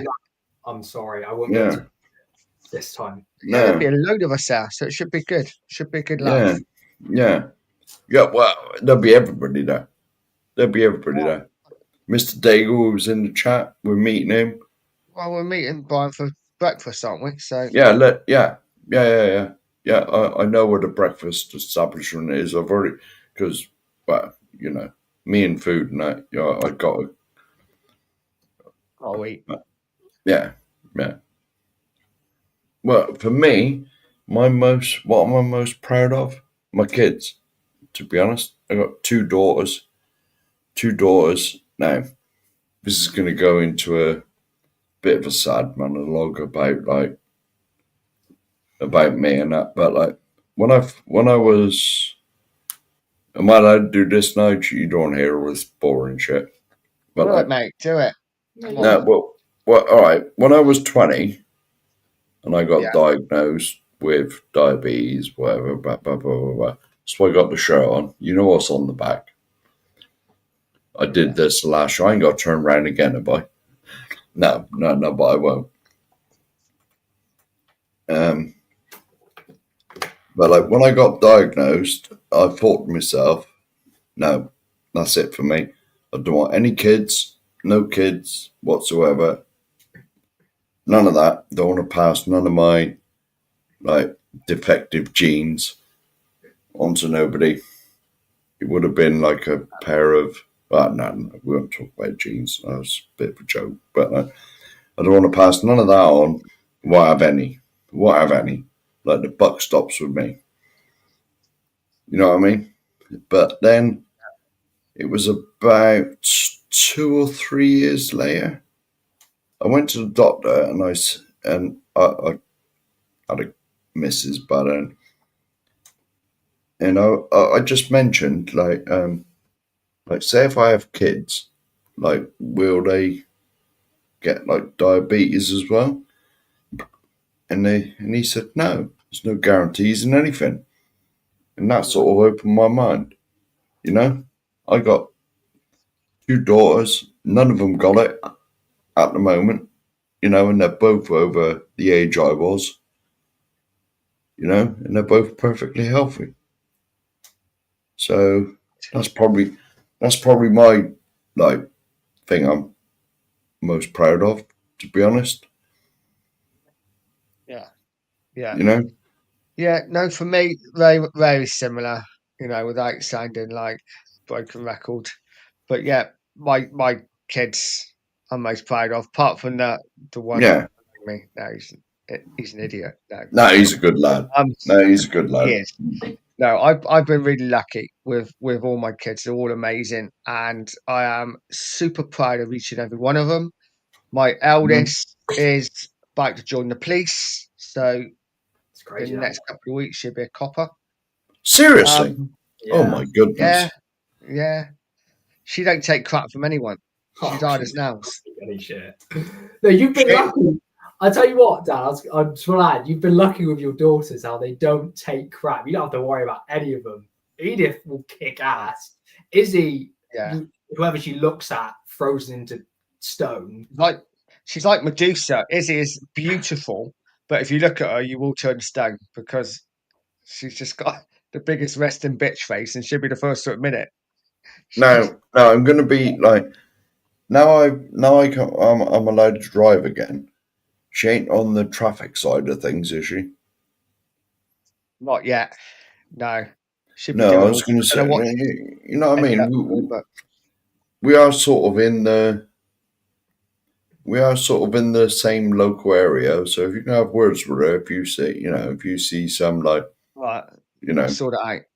Yeah, you know what I mean. But just let him off. He's absolutely. A good lad. Yeah, absolutely.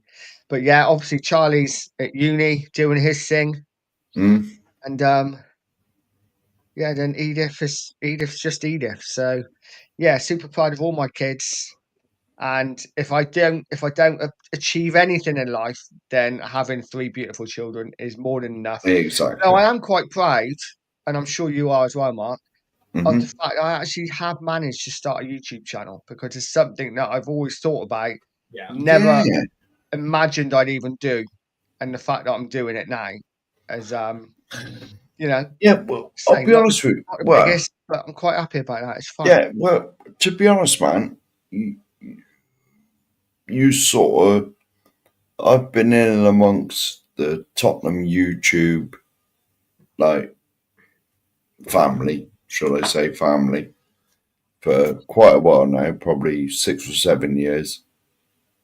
Yeah. You know, and like, I never ever thought. I thought, no, I can't start my own channel. You know, rah rah rah rah. No, I can't be done with that. You know, who's going to listen to me like waffle on a load of nonsense, especially like after 7 cans. You know, like no one's going to listen to that. You know, but then, as you know, well, most of the things or know what happened on the other channel I was on, and like it was Cookmeister. If you're still in the channel, big up to you. He contacted me and said, "Look, I've always wanted to do YouTube." He said, "But I've never had the confidence to go on there on my own." I said, "Well, do it with me then." I said, I've got a bloody StreamYard like account." And he said, "Well, I've got 20 subscribers on my YouTube account," even though he hadn't put a video out, he never done nothing. But yeah, I said, "Well, all right, then we use my StreamYard account and your bloody YouTube account." So we started it, and like, you know what I mean? I was terrified when we first started. When we first like agreed to do it, I was like terrified. I thought, what the fuck are we gonna like talk about? You know? Like, But you know, you just come on here, talk a load of nonsense, and people watch it. No, I will. I will add to that, Dad. I am proud that you started your channel. I know it's been a big thing for you. I'm very proud that you got it running. So I will say that for you. It's all right. Don't worry about it. Yeah, the biggest thing for me about YouTube is meeting so many great people. Yeah. You know what I mean? Like people that, you know, I've met your dad. I have, like, we met a few weeks ago, but like, just like, you don't even got to meet him. Like, I've never met like Mark. You might still be in here. I ain't seen him put a comment in for a minute. You might be asleep, but like, Sure he is. I've never met him. Never met him, but me and him get on like a house on fire. You know, just meeting so many great people. Like, I can name loads. Like, Brian. I met Brian once. Honestly, like Mr. Dago, I met him once at Ben's coffee shop, the second birthday. You know, like Ben's. There we go. I've met Ben 4 or 5 times. Like all the people that I've sort of not even indirectly met. Like they're all in this channel. Like Lisa, Matty K. Like he's just come in. Phil Coys. I've been on loads of like. No, I'm going back through the comments now. Mr. Edwardson. Like he only lives like 4 miles from me. You know, like scroll back a little bit. It's the same people bloody commenting. Rich S man. Here we go. There's another one. Yeah, you know, like I don't know these people. You know, I've never met them, but like I consider them friends. You know. You know what exactly. I'm saying? You know, you meet so many like brilliant people. Yeah, no, Here we go. Matty K at the bottom. Me and Mark are the same age too. My goodness, man. Well, absolutely close. If you change your numbers Yeah. around, Well, yeah. almost. Well, yeah. Like, No. I'm still older than him. I was I'm thinking still- about me. Well, yeah, he did say me and Mark are the same age, but I'm sure he's like 15. If you change that around, he's 51. I'm still older than you, mate. Yeah. Yeah. You know Anyway, what I mean? guys, Yeah, all right. Enough gibbering. carry on, mate. Crack on. No. I was just saying, you meet so many wonderful people that actually meeting them. You know, I can't wait until the 6th. Till the 6th, till we Good. go to the protest and we actually get to meet some of these people, you know, that's been in our chats. Like, you know, I mean, like Mr. Edwardson. Like next week, mate, we'll go out for a beer if you want. Yeah, Matty, I can see. Yes, we are, mate. We're all going to be there. I'm annoyed I'm not going to be there. I feel like I'm missing out. I'm sorry, guys. I feel like I'm betraying the fan base. Yeah. I didn't know it was a protest. No. Well, you're in Vietnam, mate. You got more things to worry about than that, mate. You know what I mean? You got to get it wet and whatever over in Vietnam. iPad. Well, you know what I mean. But, Whatever you do. well, yeah, but like, Matty, we are going to that Euro Cafe thing for breakfast. I don't know what time, but we'll be up there early-ish. Is that right, Nudge? We'll be up there about 8 o'clock in the morning, won't we? We'll be out there early, yeah. We'll be around the stadium like 8, 9 o'clock in the morning. Yeah. No, exactly. Yeah. Yeah. Right, guys, I'm going to leave it there because I am getting tired, getting old. But thank you so much for joining us, everyone. Really appreciate it. Always have fun on a Saturday night doing these shows with you guys.